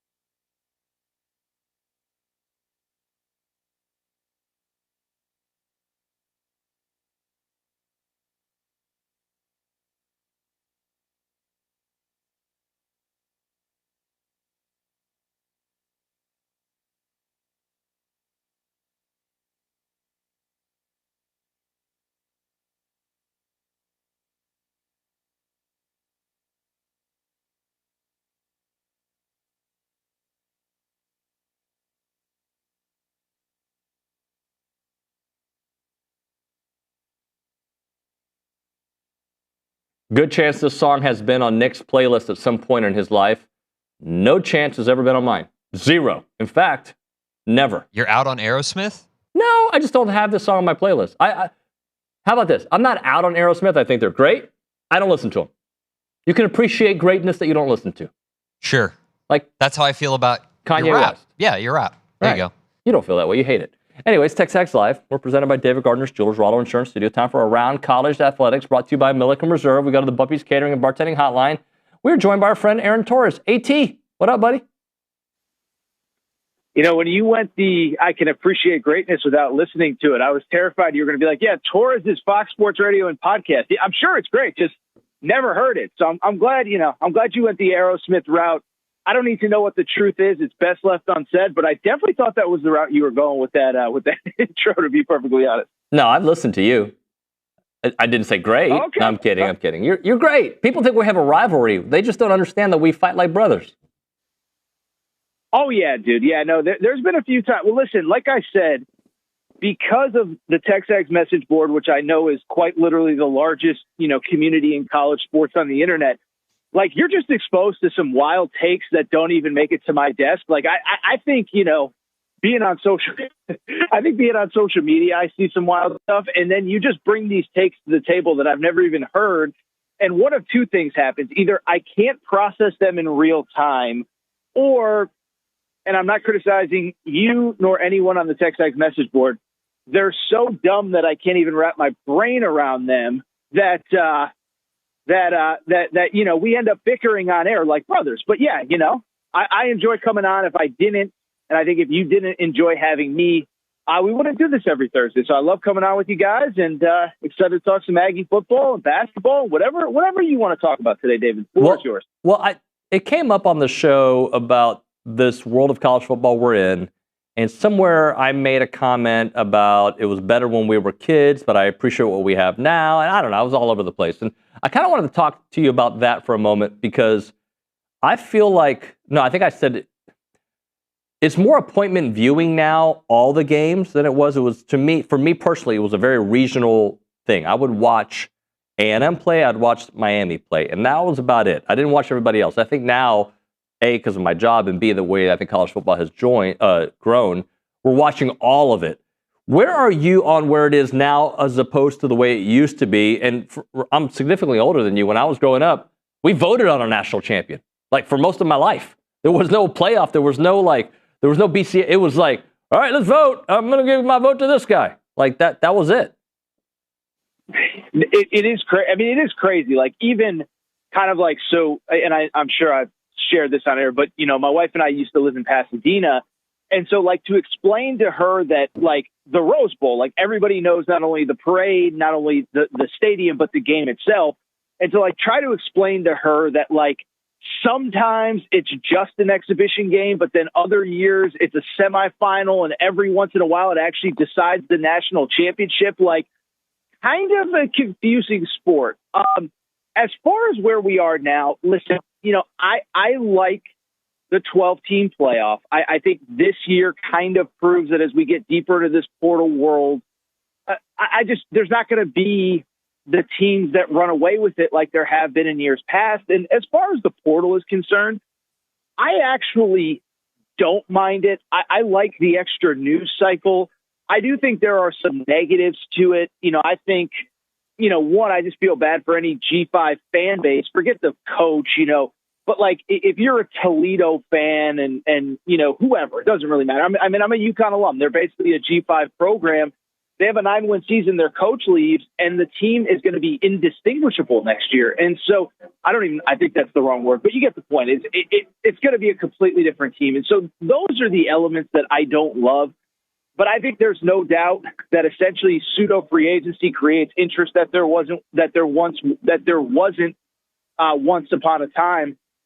And then also with the 12-team playoff, I just don't think we can argue that there are only 4 teams at this point capable of winning a national championship. See Miami as the 10 seed playing for a national championship. So I'm not a fatalist.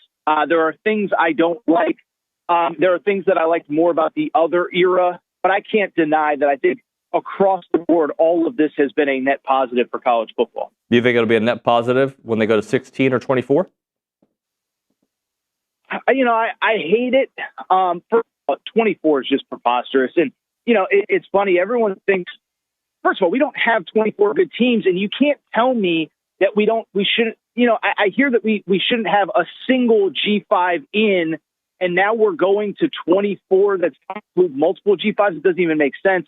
As far as 16, I think I'd be willing to listen to that if we got rid of conference championship games. I mean, it's just such a moot point.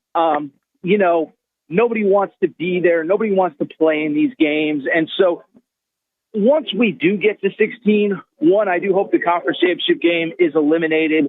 And then to just take it a step further, I hope we stop there for the foreseeable future. You start getting the team 7. It doesn't matter the number. Somebody's going to feel like they have a gripe. You start getting the team 17, 18, 19, I'm sorry, you don't really have much of a leg to stand on. And I have zero sympathy if you can't make it. So I would love to stay at 12. I don't think it's realistic. I'd be willing to compromise 16 without the conference championship games, but we'll see where we end up in the next few years. AT, I know you're high on what Bucky's doing, Bucky ball. They lost the game against Tennessee, and you still doubled down. You thought, hey, this team has a chance to compete. Well, I can't tell you the last time a team went 18-0 in SEC basketball. Maybe it's happened. I don't remember it. I guess probably Kentucky in 2015 would have been the most recent undefeated team. But I just bring it up to say that, listen, and the context matters, and I know everybody listening knows the context, but, last year the portal opened during the NCAA tournament. I remember being at the Final Four. I was speaking on a panel, sick brag, I know, and 2 panels later, Bucky McMillan is supposed to be on the panel. He's not, and we find out it's because he's in the middle of interviewing for Texas A&M. So he got the job basically around the Final Four, post-Final Four. The portal had already been open for probably about 10 days. And so for him to come together and put a team together that's 14-4, 13-4, whatever it is, won at Auburn, easily could have, maybe should have won at Tennessee. I think what he's doing is awesome. Now, I know I said SEC, contender. I think they are just because the SEC is so wide open. But I just think what he is doing in year one is absolutely incredible, given, again, the context of when he got the job, when he took it over, and the fact that it's not like, you started with, at South Carolina and then a bunch of gimmies. I mean, at Auburn, at Tennessee are two of the toughest places in college basketball to play, and very easily could have gone 2-0 in that stretch. What this weekend when they take on Texas? Texas has gotten hot. They've won 2 straight against quality teams. It'll be a big one for Bucky. It'll be a big one for Texas. But the SEC in general, man, I'm having a hard time this year figuring it out. There's nothing to figure out. It's like last year, but the teams just aren't as good. Last year it felt like everybody was good, and on any given night you could lose. This year, I don't think there's any great team, but I still think you can lose. I just don't think there's a big gap. I mean, even LSU is winless in SEC play. One, they probably should have beat Kentucky last night, and then 2, on top of it, they were playing without their best player. But what is it, about 5-6 teams tied atop the standings at 3-1? And I think it's going to be kind of a night-to-night league, right? Auburn comes out, pissed off after the A&M game. They play their best game of the season against Arkansas. They look like a top 10 team in the country. They come out flat, not ready to play last night at Missouri. They end up losing. So I just think that's the reality of this league. I think all of us who love both college football and college basketball, like you and I, we always want to have these big sweeping opinions after a game. And that's just not always necessarily the case in college basketball, where you play 31 games going into a conference tournament, and there's just going to be a lot of ebbs and flows over the course of that season. AT, I appreciate it, brother. Thanks so much for your time. All right, my man. We'll talk next week. See ya. Thank you. Aaron Torres there on the Bucky's Catering and Bartending Hotline. We'll hit a break. We'll come back with a short open segment, then the fan show, guys. Next on TexAgs.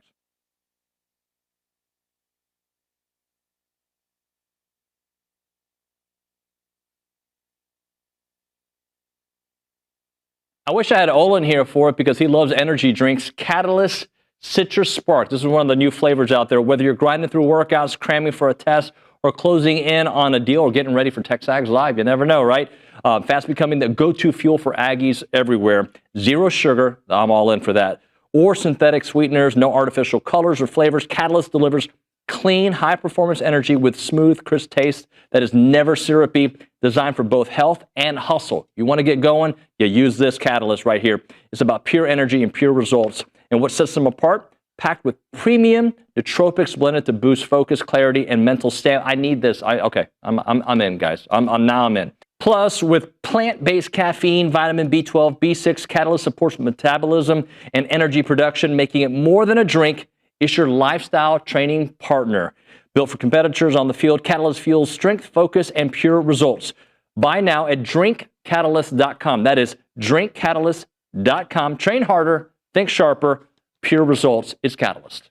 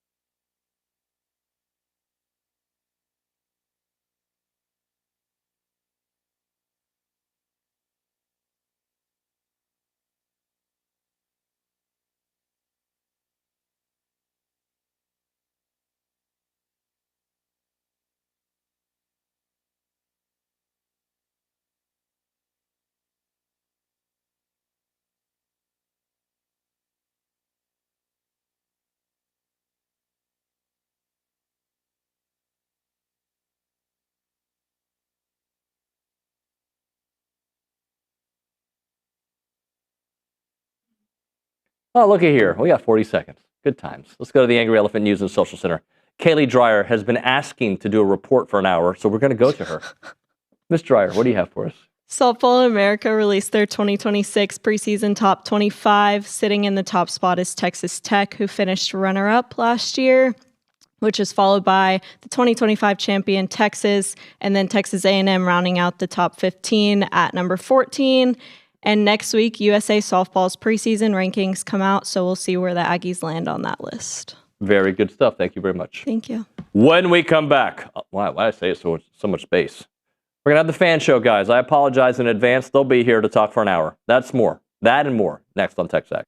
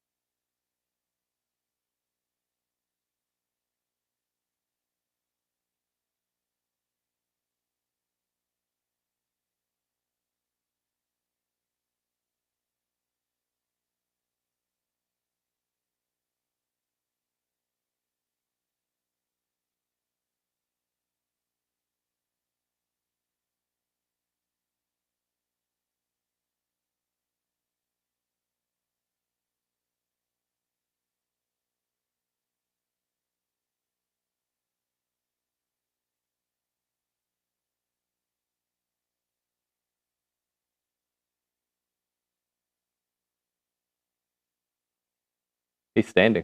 It's TexAgs Live. We're presented by David Gardner's Jewelers, Rollo Insurance Studio.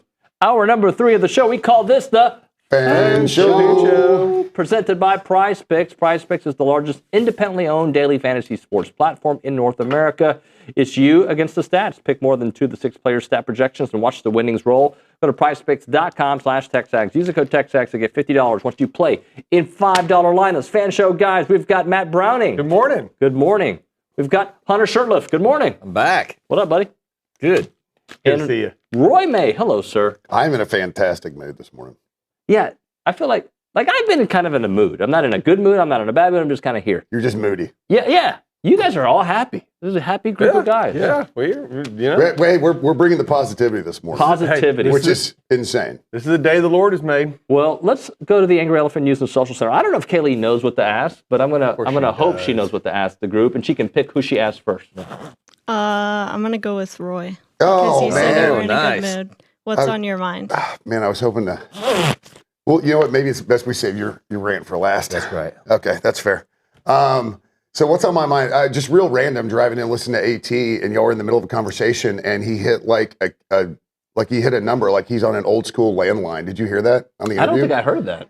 Did you hear it? Yeah, he hit. I don't listen when he talks. It's like he hit a button. He was like in the kitchen with the long, squiggly cord, like checking on this. So, what's on my mind? I know you got to make free throws, but the ball was out on Tennessee, absolutely. But either way, dude, Bucky ball is fun.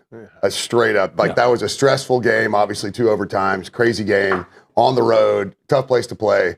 Bucky ball is an absolute blast. Like, it is living up to the hype, and it's fun to see this team. I think they're starting to get to the point where it's starting to click for them. Mm-hmm. And you had the 2 guys that came in late, so and they're it's starting to happen for them. And watching Aggie play way bigger than he is, it's stressful. It's high flying. It is absolutely the most entertaining basketball I've seen at A&M in a long, long, long time.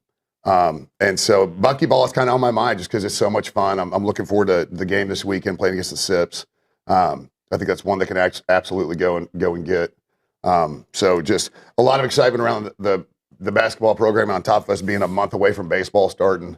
So it's just, the excitement never ends, does it? No, never ends. Mr. Browning, we're going to go to you second because I think Hunter wants to go last. Oh, yeah. Okay. Sounds great. I love Bucky ball, by the way. And I'll be honest, I was that guy that was like, man, this is going to be a growing pains kind of season. I mean, you had no roster. You threw together a roster in a month? Yep. Basically, brand new coach, brand new roster, everything else. We have no size, and you're looking at, we're going to have a tough time rebounding. The low post defense is going to. No. I mean, they have completely blown all of my expectations out of the water, which is not very hard. I'm usually a kind of a Debbie Downer, I guess, when it comes to that. But I've been thrilled by it. I mean, to start 3-0 in the SEC and to take the best team we've played so far to double overtime on their own court, we should have won the game. There's some bad calls in there, but should have won the game.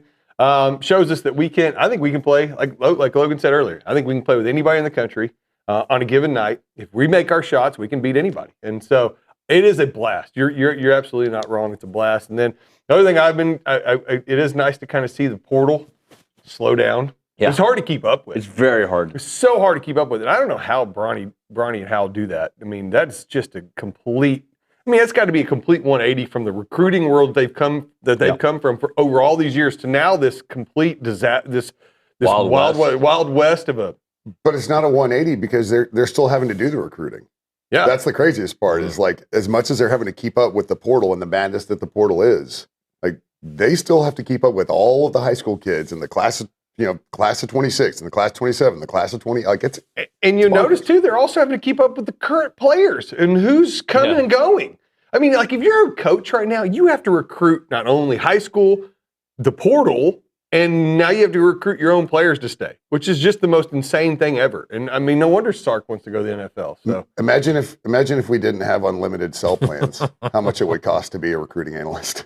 Back when we were in college, or at least when I was in college, you had nights and weekends you could use. 600 minutes a month, but nights and weekends were free. Yeah, those were great. Those were good times after 9 o'clock. Yeah, Mr. Shurtleff, what's on your mind? Well, you got something coming up soon, right?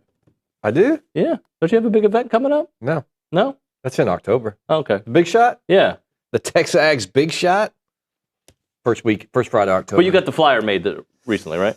I know, but no, I don't know but I'm down with you. Okay. I'm trying to promote your stuff. Yeah. That's good. Let's do it early and often. That's good. Yeah. What's on my mind? Yeah, he's got a rant. I'm going to beat this dead horse. He does it every year, and I love it. Until there's nothing left. So, Saturday night, you know what we should be doing? Watching college football. The national championship should be played on a Saturday night. We play football on Saturdays all year long and have for over a century, over 100-something years, right? Yeah.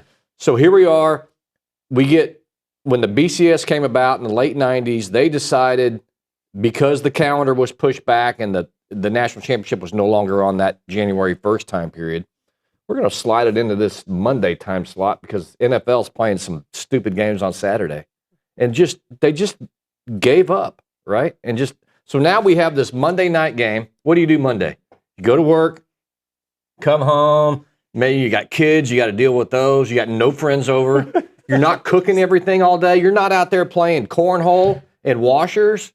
Yeah. You don't have squares ready. I've been running the smoker. It is deserving of a full day of celebration is all I'm saying. And they can do this. Everybody keeps saying, well, you can't do it. The NFL's got the day now. Well, first of all, quit pushing the national championship game into damn near February, okay? If it was earlier in January and you're just talking about a couple of regular season NFL games, you can do this. It's all the same networks that televise college football, right? They're involved with the NFL. They can move games, okay? So it'll be a noon game Saturday, NFL divisional now. Do a 3 o'clock NFL divisional game or 3:30. No primetime NFL. No, 7:30. Leave that spot for the national championship football day. Yeah, 7:30 college football national championship, right? It becomes. It's not going to be the Super Bowl, right? It's not going to be a worldwide event, but it could be a big event that people, right? When you start having friends and family over and everybody's talking about it, people that don't give a crap about Indiana and Miami, but there's a party going on and we're all going to tune in. We're going to have big ratings. And if you look back at like the biggest college football ratings of all time, right? USC, Texas, and these were Monday night games, but they were on ABC, right? So but they're getting 35 million, 34 million. That will far surpass what they're going to catch on a divisional game Saturday for the NFL. Well, and then you also get to stay up later. You know, Saturday nights. I mean, if you got to work Tuesday morning. I mean, a lot of people are just like, all right, again, I don't really care about this game. I'm going to bed. Right. You know? Well, and you can. I'm sure you can make a football day out of it too. Fine, man. You got the NFL games too. Like, start the party early, man. Yeah. It's just you get football all day, but it culminates in the national championship. I think it would help the NFL too. People are getting together watching football all day, and you get the NFL leading up to it. Right. It's one day. If you want the prime time, the next day you could play those playoff games, and you could have a night NFL game on Sunday night. Right, anyway, so I'm Googling information on this because I was trying to think how long ago has it been since we used to have a national champion on New Year's Day. Right. And it's saying before 2006. But even back in 2006, the game was played just a week after, January 8th. So it's not that, I mean, I guess 20 years I for is sure a long time. remember Ohio State, Miami, that controversial one was like 2001. I remember being at a sports bar in Houston on a Monday night watching. Yeah, I remember that. Yeah. So They moved it to Monday so it would clear out, and there wasn't much going on a Monday. It was when the BCS started. They get the most eyes on it. It was when the BCS started, and they select the top 2 teams based on the BCS poll. Went and played for the national championship. Around 98-ish. That's what I think. Yeah, but I remember I went to the Orange Bowl. I forget what year it was when Nebraska played Miami and Nebraska won the national championship. That was on New Year's. Right. That was on New Year's Day. I would be fine with New Year's Day too. Because that's a holiday and everybody's together. But if you're going to try to push it back to next week or the week after Saturday, I think it needs to be Saturday night. And can't you front load, though? Our boy Josh Pate is behind this too, by the way. Right? He's saying you're treating college football like a rent-a-car. Like it's just this. It's not really your property. You're just kind of passing it off here. We need a commissioner. We need a czar. Yeah, I think that kind of actually goes to what you and Aaron Torres were talking about the old days of college football versus today, right? And I was listening and I was thinking about, man, yeah, there's a lot of stuff about today's football that I like compared to the old days, but there's still a lot about the old days. And I guess I mean, all of us are 70s babies, right? Hunter? 76. Close. Okay. So, for the most part. Hey, 36, my sonny. I had to ask. I mean, Roy's the youngest one here, and and I've got him by a month. And so, you were born, what, 76? 76. 79? 69. Woodstock, and went to the moon that year. Right, that's a big year. You did. I did. Big year. But, that was a big year. You saw the Revolutionary War. Yeah, it was all good. Yeah, you saw the Ford administration. So we only saw Carter, but the idea is like what you were saying is the old style of college football versus today, right? And there are some good things about both that if you could come up with a commission, you could mix them together. You know, that kind of thing. If we could have a draft here on the show, on the fan show, we could draft things from the old school days and the new school days, and we could become the fake commissioner of college football. What are we drafting? What are things that we could merge? I think the overwhelming majority of things that we would favor would be more current model stuff, though. Like, because as much as we all love the Southwest Conference, right? We all love those days. Like, really tight regional conferences didn't do anybody any good. Now, the Big Ten being coast to coast doesn't do a lot of teams any good because that's just stupid. That's worse. It's worse. But a bigger conference like the SEC, if the Big Ten had stayed in the Midwest, Midwest to kind of the Atlantic, the ACC makes sense. The Pac-12 made sense, or Pac-16, or whatever the crap it ended up being, or now it's the Pac-2. But I think the major conferences driving the sport. The things we're going to like, I think I like the playoffs. I think they can be tweaked, but I sure like the playoffs better than, like you were saying with AT, like you just kind of voted on it. Yeah. Or even the and there was dual yeah. national champions. Yeah. Stupid. Obviously we're going to like the fact that it is just the amount of coverage we get, right? We're seeing this across all sports, but things like the SEC network and the ACC network and the Big Ten network, those are net positives for this sport. Those are net positives for all the sports, right? So it's tough to look back. If you can take the nostalgia out of it, I don't know how much of it that we would want back. But I just think that in the current model we're in, it still needs to be tweaked. But I'll tell you what I would want back, and I don't think it's possible because what I like of today's college football, I don't think you can have today's college football and have some of that. I miss bowl games mattering. You can't get that back. Yep. I miss what we just talked about. New Year's weekend actually really meaning something. Yeah, right. that being like the coup de, it didn't have to be the national championship. It could be the next day or whatever. But especially New Year's Day. Yeah, New Year's Day, like now, watch a game. And most people aren't going to work on the second or the third, so you had a couple of days in there. I miss that. I tell you what, I think what I miss the most is the loyalty to your program, right? From the player standpoint, right? And you ain't getting that back. That's not coming back. But the nostalgia there would be, the idea was at least in our minds, right? I know that there were a lot of people that were out there cheating, and it was a lot about the money, and I get that. But in our minds, these kids chose to go to A&M or to Texas or to Tech or LSU, whoever, because that's a school. That was the school that won out. That was the school that was the best school, all right? And if your team won big and won a conference championship or a national championship, you're like, we got the best players because our school's better. The school I go to is better than the school you go to because these guys picked it, right? That was kind of the idea. Mm-hmm. Now, I mean, the whole Cam Coleman saga, right? The whole story behind that is, I mean, he genuinely, from everything I understand, wanted to go to Bama. Bama was the school he wanted to leave and go to, but Bama couldn't pay him what Texas could pay him, and Texas upped their ante. And of course, hey, for that kind of money, I think anyone would do it. I mean, that kind of, I mean, so. He didn't choose Texas because he thought Texas was the better school. He chose Texas because they paid him the most. It's the bag over the brand. Yeah, and so to me, it's like, it is sad. It's sad for somebody like Noah Thomas, right? Noah was recruited here, chose here, went to school here, and then his last year, he's like, well, I'm going to go. I don't feel like I'm going to get the playing time here. I'm going to go to Georgia. Fine. I'm not. There's no problem with that, right? I don't have a problem with him leaving. But the problem is, he leaves and goes there and doesn't finish his career here. And now, like people, like I promise you, in the annals of A&M football, Casey Concepcion's 1 year here, even though it was phenomenal. It will always go. I mean, Casey will always be more of an Aggie in our minds than Noah Thomas ever was. And And so, and now and he goes there to Georgia and has a, I don't know, fairly mediocre. He finishes strong. Yeah, I mean, he had a fairly mediocre season. I mean, he was above average, but not great. I mean, the Georgia fans aren't going to remember Noah Thomas. And the Aggies aren't going to. That's a good point. You know, and so where do you, like when it's all said and done, 10 years from now, where can you lean? I mean, guys like Ryan Swope and Terrence Murphy and these guys that have hung around here, like the Aggies, they're Aggies. They're our guys. We're here to help them. You know, a guy like Jordan Shipley. Jordan Shipley is, just had that accident, and I really prayers out for him. He got burned. I don't know if y'all know all about it. But I mean, the Texas community has rallied around him and done everything they can because he's one of their guys. You know, we may not know though until 20 years from now, right? Like how this, because again, this generation is different than ours, and just like ours was different than prior. Like people were having the same kind of different topics, but like. Back in the 1950s was leather helmets. I get that, but we do need some changes. The calendar has to change on all types of fronts, right? Mm-hmm. Not only the schedule, but transfers, things like that. One-time transfer. We cannot sustain 1 year.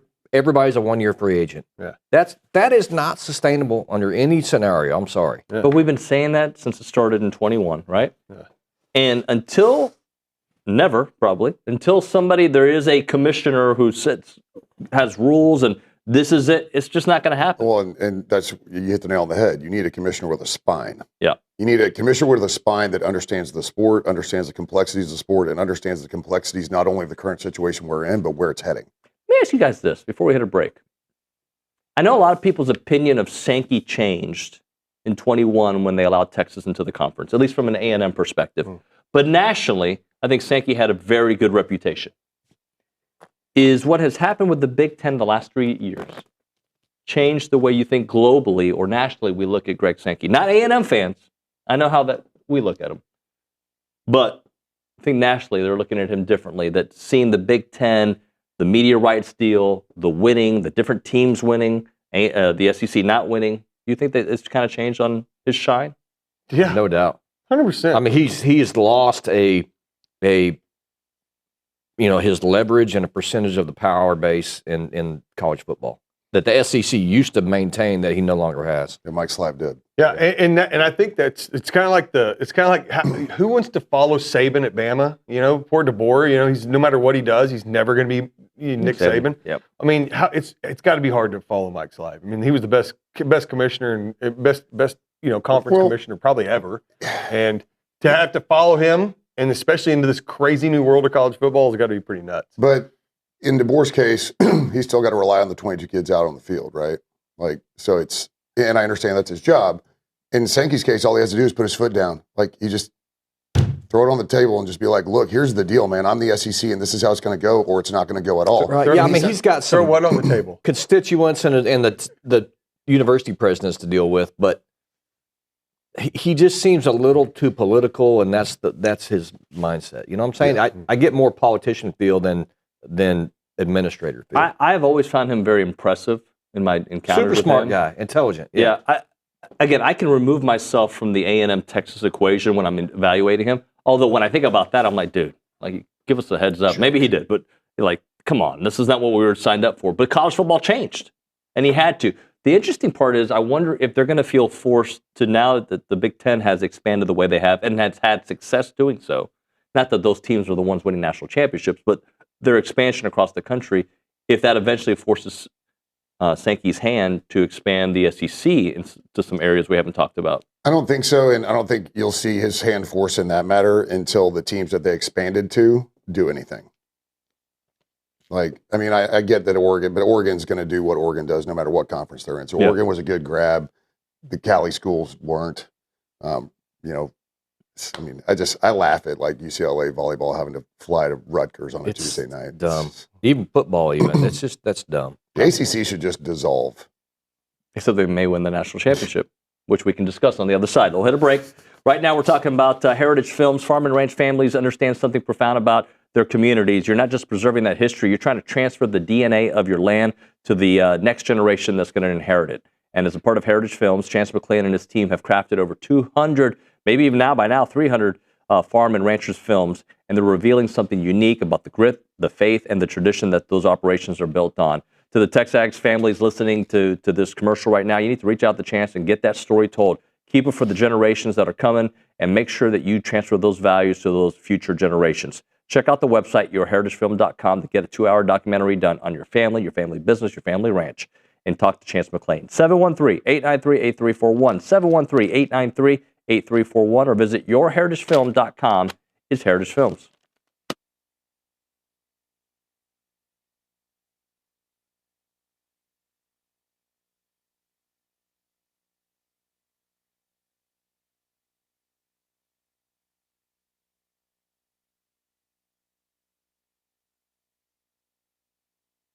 What's up, everybody? I'm here to tell you about Fratella Italian Cafe. If anyone knows anything about Italian food, it's me, Billy Lucci. And Fratella has the best Italian food in BCS. Located at 3901 South Texas Avenue, Fratella is known for their handmade pasta dishes and feature lasagna, beef cannelloni, chicken parmesan, chicken fettuccine alfredo, a couple of my favorites, just a big old bowl of plain old spaghetti and some manicotti. Really recommend the manicotti. That's my go-to. And don't walk out of there without trying the fresh, piping hot breadsticks and the homemade in-house cheesecake, which is incredible. It's great for dining in, catering, gift cards, and even shipping, which they do nationwide. Fratella's is Aggie-owned and operated, and it's an official restaurant partner of Texas A&M Athletics. I'll see you there.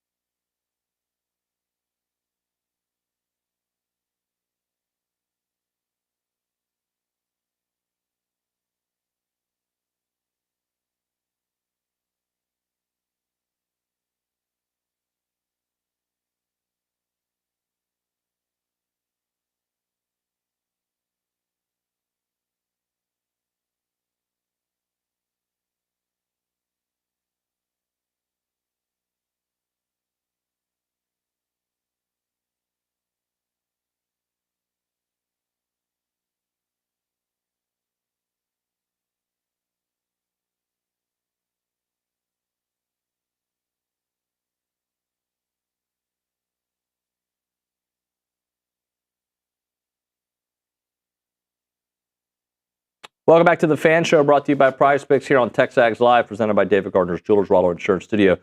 So it came up, I think not on the show directly, but we brought it to the show with OB. And I'm going to ask you guys, if Miami wins a national championship, does that make you feel any different about A&M's season?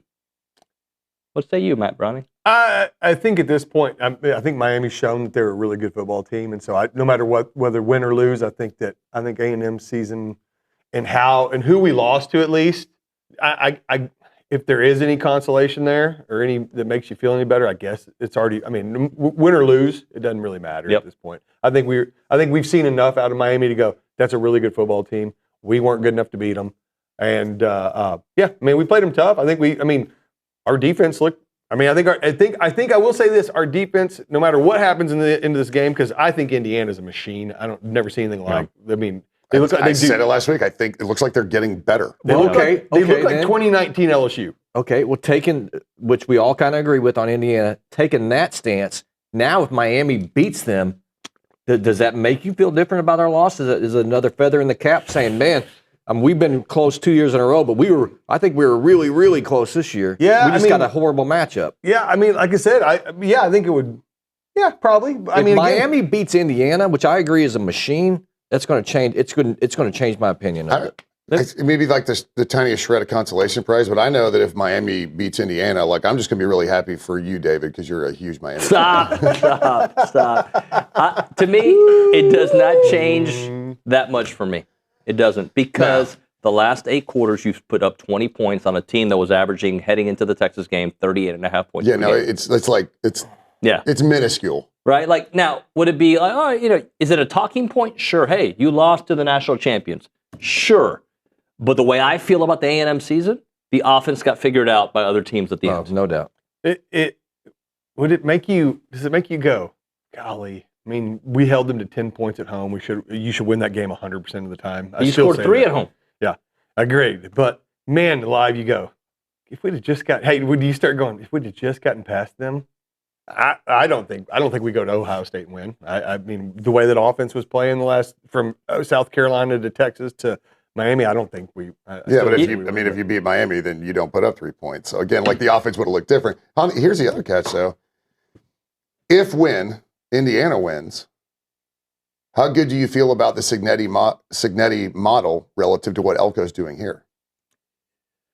Well, a couple things. I wanted to say that the thing that really eats at me is that no offensive touchdowns your last 2 times at Kyle Field. Yeah. To end seasons, I should say. Okay, so that eats at me. As for the Cignetti model, it's different than what Elko's doing. I believe in what Elko's doing, though. I do. Well, yeah, it's not like for like per se, but. But it kind of feels the same thing. Like, hey, the first year of Indiana, nobody believed in them, and they were frauds. They had an easy schedule. Okay, what do they do the next year? They got a new quarterback the next year. And they just went to town on everybody. So they weren't frauds. And kind of A&M is getting that fraud conversation this year. They say, you had an easy SEC schedule. Well, yeah, maybe not the Cignetti model. Maybe it's just kind of like the Indiana path. I think what it does is it maybe frustrates me more because why not us? Yeah. It is interesting to go. Yeah, I mean Georgia. I remember when Georgia won. When Georgia finally broke through and won the national championship, like they hadn't won since 1980, and everybody kept going, "This is Georgia's first one since." I was like, I remember thinking to myself, I can't wait till we're there and we're winning one. And somebody's like, they haven't won since 1939. Talk about a big deal. Since Germany invaded Poland. Yeah, they made a big deal out of them not winning since 1980. Can you imagine? You add another 41 years on top of that. I get it, but there's so many teams like Indiana out there that never even won it at all. Yeah, they always bring that up. Yeah, but I mean, hey, it is interesting. I mean, is this the model for a team like Indiana? You don't have all the 4 and 5 stars, so instead you get a bunch of 25-year-old guys that are grown men playing teenagers. I think that's a little happenstance just by the way he got to Indiana. I don't think that's repeatable. Maybe it is. Maybe he's gonna. Right, we don't have COVID years anymore, so now you're down to 22, 23-year-olds probably. He does kind of remind me of the old Krzyzewski teams for Duke when they always had older.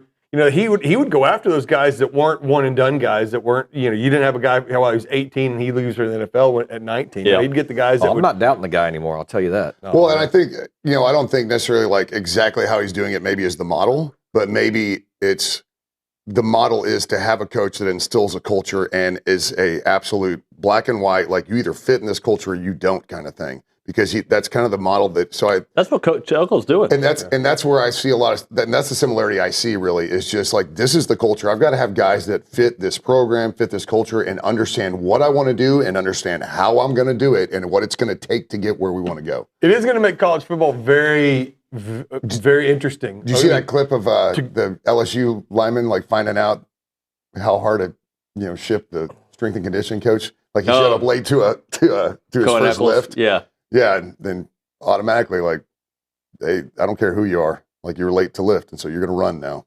Yeah, I mean, what I was about to say is that to go 3-9 2 years ago and now be the juggernaut that Indiana is. I mean, you're going to see. I think we're going to see if college football stays the way it is. You're going to start seeing that often. And these teams that, I mean, like if you look at it, of the Final Four teams, there's only one. I mean, I guess I would consider Miami a blue blood. Yeah. Although they were kind of an underdog in this scenario. I mean, but to see Ole Miss and Oregon, and I mean, I wouldn't consider Oregon a blue blood. I mean, I think they're a good solid team. It's been good for a long time. But I think in 20 years we'll start to talk about Oregon being a blue blood because of their continued success and the money they have to pump in the program. But I don't know if this is going to happen with. Like you're going to see other Indianas, like a Maryland or a Wake Forest, Oklahoma State, or something right? Like that. Yeah, you know what I'm saying? I don't know if that's going to happen because look what you're seeing right now. Everybody's got revenue share money, right? And they have some NIL money, and I know Indiana doesn't have a lot of stars, but the stars are still going to the programs, to the Big Ten spots, to the SEC spots. The stars are still going to matter. There's transfers I'm talking about, right? Yeah. Hey, guys, we need to hit a break here, but David H-Town sends, the ACC should dissolve. Seems like you guys haven't seen the articles talking about South Carolina and UF looking to go to the ACC because they don't split. I don't know what he's talking about. I have not heard anything about that. I actually just Googled it. Is that an actual thing that I didn't research? I literally haven't heard of that. I've heard of Florida State and Clemson wanting to leave the ACC. Well, I think that's where he's going. If we invited them, then Florida and South Carolina would have their feelings hurt. But, we've been there. Get over it. We feel sorry for you. Yeah. Fine, we'll go to the Big Ten. Yeah, where were y'all when Texas was coming out? I thought that was the agreement that, hey, we'll vote against any Florida team coming in or Clemson coming in. I think y'all did the same. That sounds like a lot of grandstanding on their part. They're not going to leave the SEC to go. Have you seen that? No, I don't. I've not heard of this. That's the first I've heard of it. Can you send us something that shows that? Yeah, maybe he was just joking. All right. Right now, if you're looking for a reason to move back to Aggie Land, or you are already in Aggie Land looking for a new opportunity, you should check out the Association of Former Students that's looking to hire professionals to join their team all the time. Different times of the year, they have different openings, sometimes in fundraising, former student programs, communication, sales, you name it. They are the nation's premier alumni association and the oldest organization supporting A&M as part of that Aggie network. They play a part in every Aggie story from Howdy to here. Don't miss opportunities to help out the association with Howdy Socials, Aggie Rain Day, class reunions, Aggie Muster, and everything in between. Join a team that exemplifies those Aggie core values of excellence, integrity, leadership, loyalty, respect, and selfless service, all in support of that worldwide Aggie network. If you're interested in joining the team or sharing with someone that would be a great fit, please visit tx.ag/association jobs to apply and get more information on each position. It is the Association of Former Students.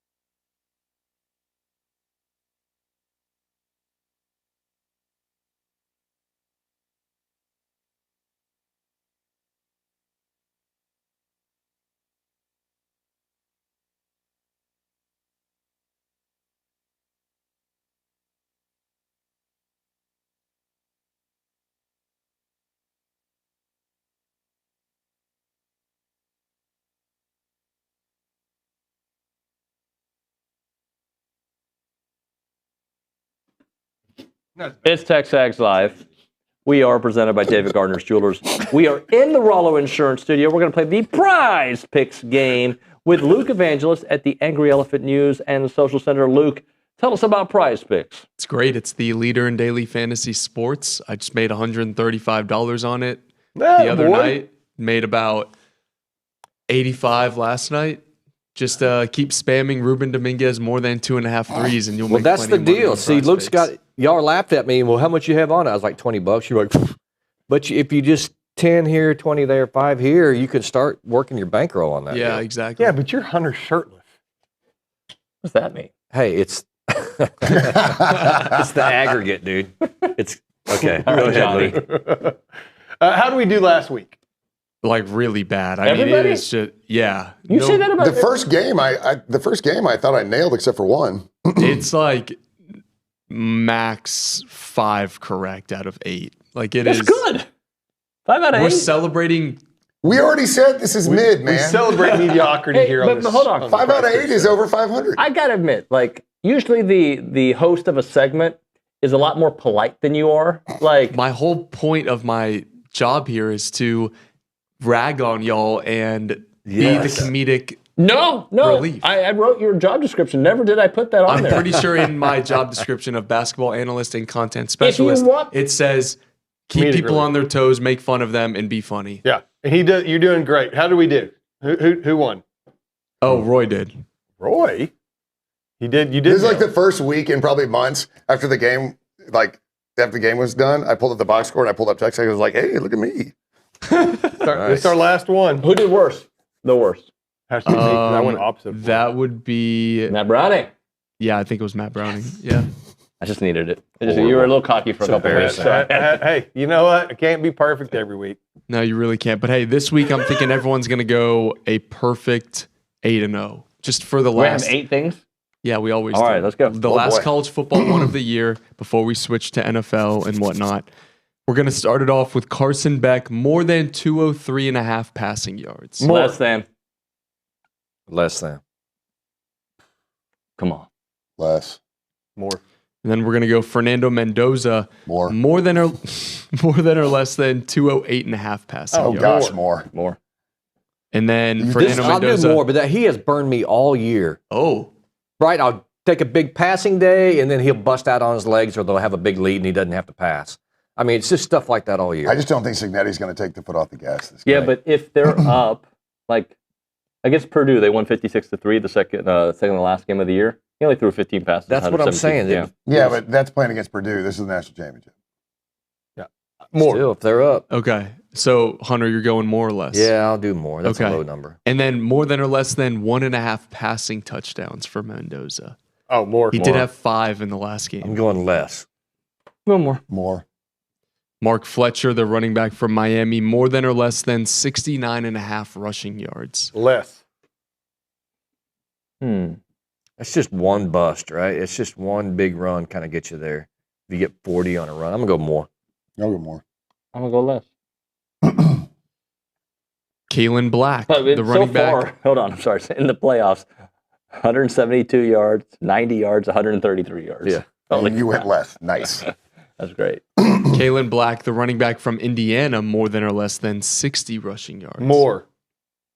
Less. More. More. I think Indiana's just going to put it on them just because they can put it on them. And then Malachi Toney, we've got a couple interesting ones for him. More than or less than 8.5 rushing yards. They've been More. doing the Wildcat. They've Yeah, been more. jet More. sweeping. 8.5. That's it. Yeah. Oh, more. Yeah. That's fun. He's a fun guy to watch, too. He I'm doing really more. is. Isn't he? More. More. Malachi Toney, more than or less than half a rushing or receiving touchdown against Indiana. Less. That's Malachi again. Half a touchdown. Yep. Oh, more. Less. I'll go more. And then finally, Charlie Becker, the wide receiver from Indiana, more than or less than 46.5 receiving yards. Is he the back shoulder guy that always through the back shoulder too? Yeah, he catches it every time. Which one is that? He's like, Is that he's Surratt? like Big Play Becker. Or Yeah, whatever he's they Big call Play him. Becker. I'm Charlie's thinking more so Surratt. like over the middle. I'll go more. What was it again? 46.5. More. He only gets like 2 to 3 receptions a game, but it's But always generally one of those is like 40 yards. Yeah, exactly. More. I'll go more. More. More. I think Indiana's going to just. I think they're going to lay it on. I think they're going to absolutely, for 4 full quarters, just try and score as many points as humanly possible. And if you believe that, you can play on Prize Picks an alternate spread of Indiana minus 14.5 or even all the way up to minus 20.5, which I did put a little bit of money on. Man, y'all that 20.5's got to be some juice. Dissing the U, playing at home in their own crib for the national championship. Y'all are disrespectful. It doesn't matter. They're banged up.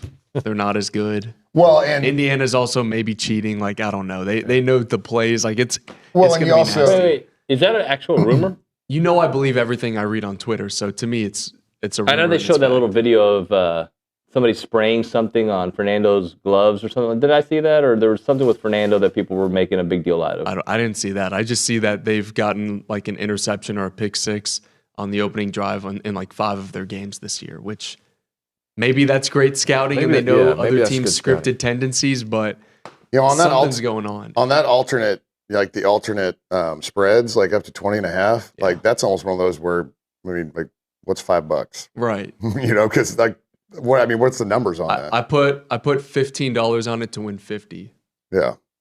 So, hey, I would like this group here to weigh in on the where Cignetti ranks in college football coaching. Obi and I have very similar takes, but I still think Kirby's the best coach in college football because of history. Mm-hmm. But there's nobody having a better 12 to 24 months than what Cignetti has done. So where would you put the coaching hierarchy right now in college football? I think it's easily Kirby. I mean, what has he got? 3 national championships now? 2, right? 2 or 3. So, I mean, either way, he has them. He already has those in the cupboard. Now, Cignetti wins this one. 2. At Indiana, that's a big deal. Yeah. That's a real big deal. You win this at Indiana, a school that has never been a football powerhouse. It's an absolute basketball school. It's always been a basketball school, and to turn around and win there after going 3-9 and turn around a program like you did is pretty darn impressive. But I'd still say Kirby would be one. And man, I don't know. I might put Cignetti right now. Currently, what have you done for me lately kind of thing? I'd probably put him at number 2. Well, Obi had him at number 1, and there's nobody doing a better job this year. Oh, yeah. I have him at number 1. Kirby was like the born on third base kid, right? He's done great, but he was placed in a university, in a program that wins 10 games and in the SEC championship all the time and great history. I mean, Atlanta's this hotbed for college football, right, in that surrounding area, and you're right there, and you get to pick all the Florida kids and the Bama kids and the South Carolina kids and the Tennessee. I mean, Georgia is a machine. Blood. Yeah, and he's done a great job of running it, right, and took them to another level that they hadn't been. But he ain't done what Curt Cignetti's done. If we're talking about current snapshot, my 1, 2, 3 is going to be Cignetti, Cristobal, and then Kirby.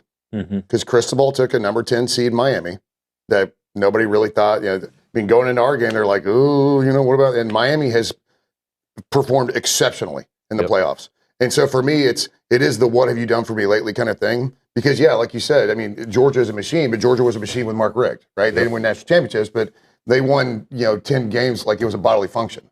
So for me, it's got to be Cignetti because, like you said, it's more of a 24-month kind of snapshot for Cignetti, right? Yeah. And then very currently what Cristobal has done with the Miami team.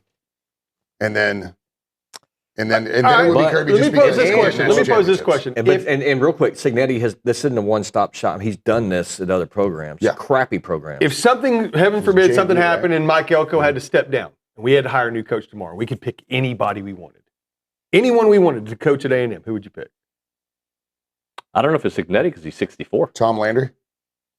You said anybody? Currently, yeah. Okay. Yeah. We had this discussion on a football group text, and I was like, I'd trade Cignetti for Elko today. And I love Elko, but I just think he's just different. He's doing something that nobody's done. And I don't care how old he is, if I get him for a year or 2 or 3 or 4. How different would we look at Cignetti if he were 44?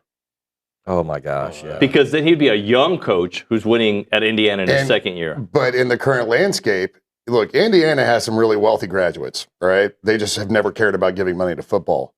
He could build a powerhouse at Indiana, and I bet he'd be willing to stay there if he were 44. Like, why leave? Like, I just showed the world what I can do, And now all this money's pouring into this program. So now we're just going to win in football and basketball at Indiana. Yeah. What about the NFL? You think they'll call him? No, he's a college. I don't think his kind of culture necessarily works with professional athletes. And I know that like he's dealing with paid athletes now, but like not all of them. Yeah. Right. So, but okay, so you would take Cignetti over you if you had to pick any current college football coach, you'd take Cignetti right now today. Yep. Would you? Yeah, probably. I think I'd still take Kirby. I don't know. I don't know. I'm kind of torn. I mean, I want to say prisoner of the moment but Cignetti's now done it for 2 years, right? So yeah, I'm going to pick Elko. When it comes to your money and your peace of mind, it starts with the right team. Aggie-owned Paragon Financial Advisors, an independent fiduciary serving clients all across Texas. No commissions, no sales pitches, just trusted advice tailored to you. They have a team of 18 professionals, including 9 CFPs, a CFA, a CPA, and their expertise runs deep at Paragon Financial. Credentials matter, and so does your future. Visit paragon-adv.com or call them up 979-693-3907 to schedule your free consultation today. It is Paragon Financial Advisors. Integrity, expertise, and trust. Paragon Financial Advisors.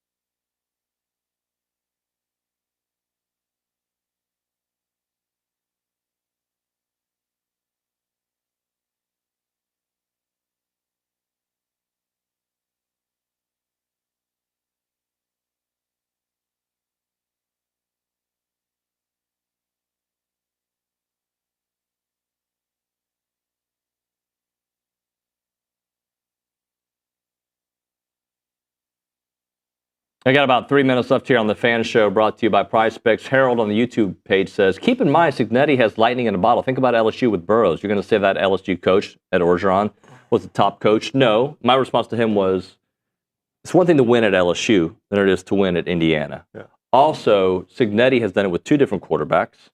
And Ed O won with Joe Burrow, right? Like it was one guy. But Ed had not much to do with that. I mean, Cignetti's got a system like Saban did. Yeah. He built that entire team where we were actually, it's funny, when we were off air, we were just talking about the correlations between it and the 2019. That 2019 LSU team to this day is still the best team I've ever seen. I mean, and even if Indiana goes and blows up Miami, I still don't think that they're going to be better. Because, I mean, they went through the gauntlet of the SEC to get there. They beat the snot out of everybody. I think they beat us by 50 points that year. But Luke brought up a good point. Like, you're never going to give them credit because they're Indiana. Who is the best? Like, I know recently we'd say that 2019 I still think that. LSU team. I think the Miami team from 01, there were some Nebraska teams that I think went. Nebraska 95 was the best I ever saw. Best team I've ever seen is the 2019 LSU team. Best team I've ever seen take the field is, in my opinion, I've seen a lot, but outside of that, some of those Bama teams certainly were amazing. The Miami run was really, really, really good. Those USC teams with Leinart and Reggie Bush and Mike Williams, and I mean, those are some unreal teams. 2001 Hurricanes. Bryant McKinney, all NFL players, by the way. Ed Reed, Clinton Portis, Jeremy Shockey, Philip Buchanan, Andre Johnson, Frank Gore, Willis McGahee, Jonathan Vilma, Najee Davenport, Kellen Winslow, Ken Dorsey, Mike Rump, Daryl Jones, Joaquin Gonzalez. All right, the last couple, not a lot of people. I know, but those are big time NFL players too. Yeah. That's the best team I saw. But probably right. They were. I mean, and that Nebraska team that you're talking about. Yeah. Tommy Frazier, Corey Schlessenberger, and the running back that was he beat people up or whatever. Clinton. Oh no, what's his name? I'll think of it. What's his name? Coming. I can't think of it either. He got in trouble. He went to the Rams all the time. Yeah. Yeah, he got. Tommy Frazier was why? unbelievable. Nebraska. I can't think of it. Running but back. they were just went to prison. They were just 90s. crushing everybody. Why can't I remember his name? There he is, Lawrence Phillips. 19 minutes later. Yeah, Lawrence Phillips. It's suspense. Too many tabs open in our heads, guys. But yeah, there's some good teams, but this Indiana team has been very impressive, and I think if they go beat Miami by 40, then you can start talking about them in the same breath you talk about 2019 LSU. Yeah. Absolutely. By the way, CV Callahan says there were more NFL players on that Miami team that I didn't read, so that just tells you that team was crazy. Yeah. And I've said this many times, especially when Luke's in studio, when he said Auburn was the greatest basketball team he ever saw last year. That UNLV team with Larry Johnson, Stacey Ogden. To me, that's the best basketball team I've ever seen. Maybe the Duke team after that, too. Gentlemen, thank you. Thank you. Thanks, David. We'll see you guys next time. Appreciate you watching tomorrow. Billy Lucci's on the show. Ryan O'Brien, Olin Buchanan, and Pounding the Rock with Tap and Luke next or tomorrow on TexAgs.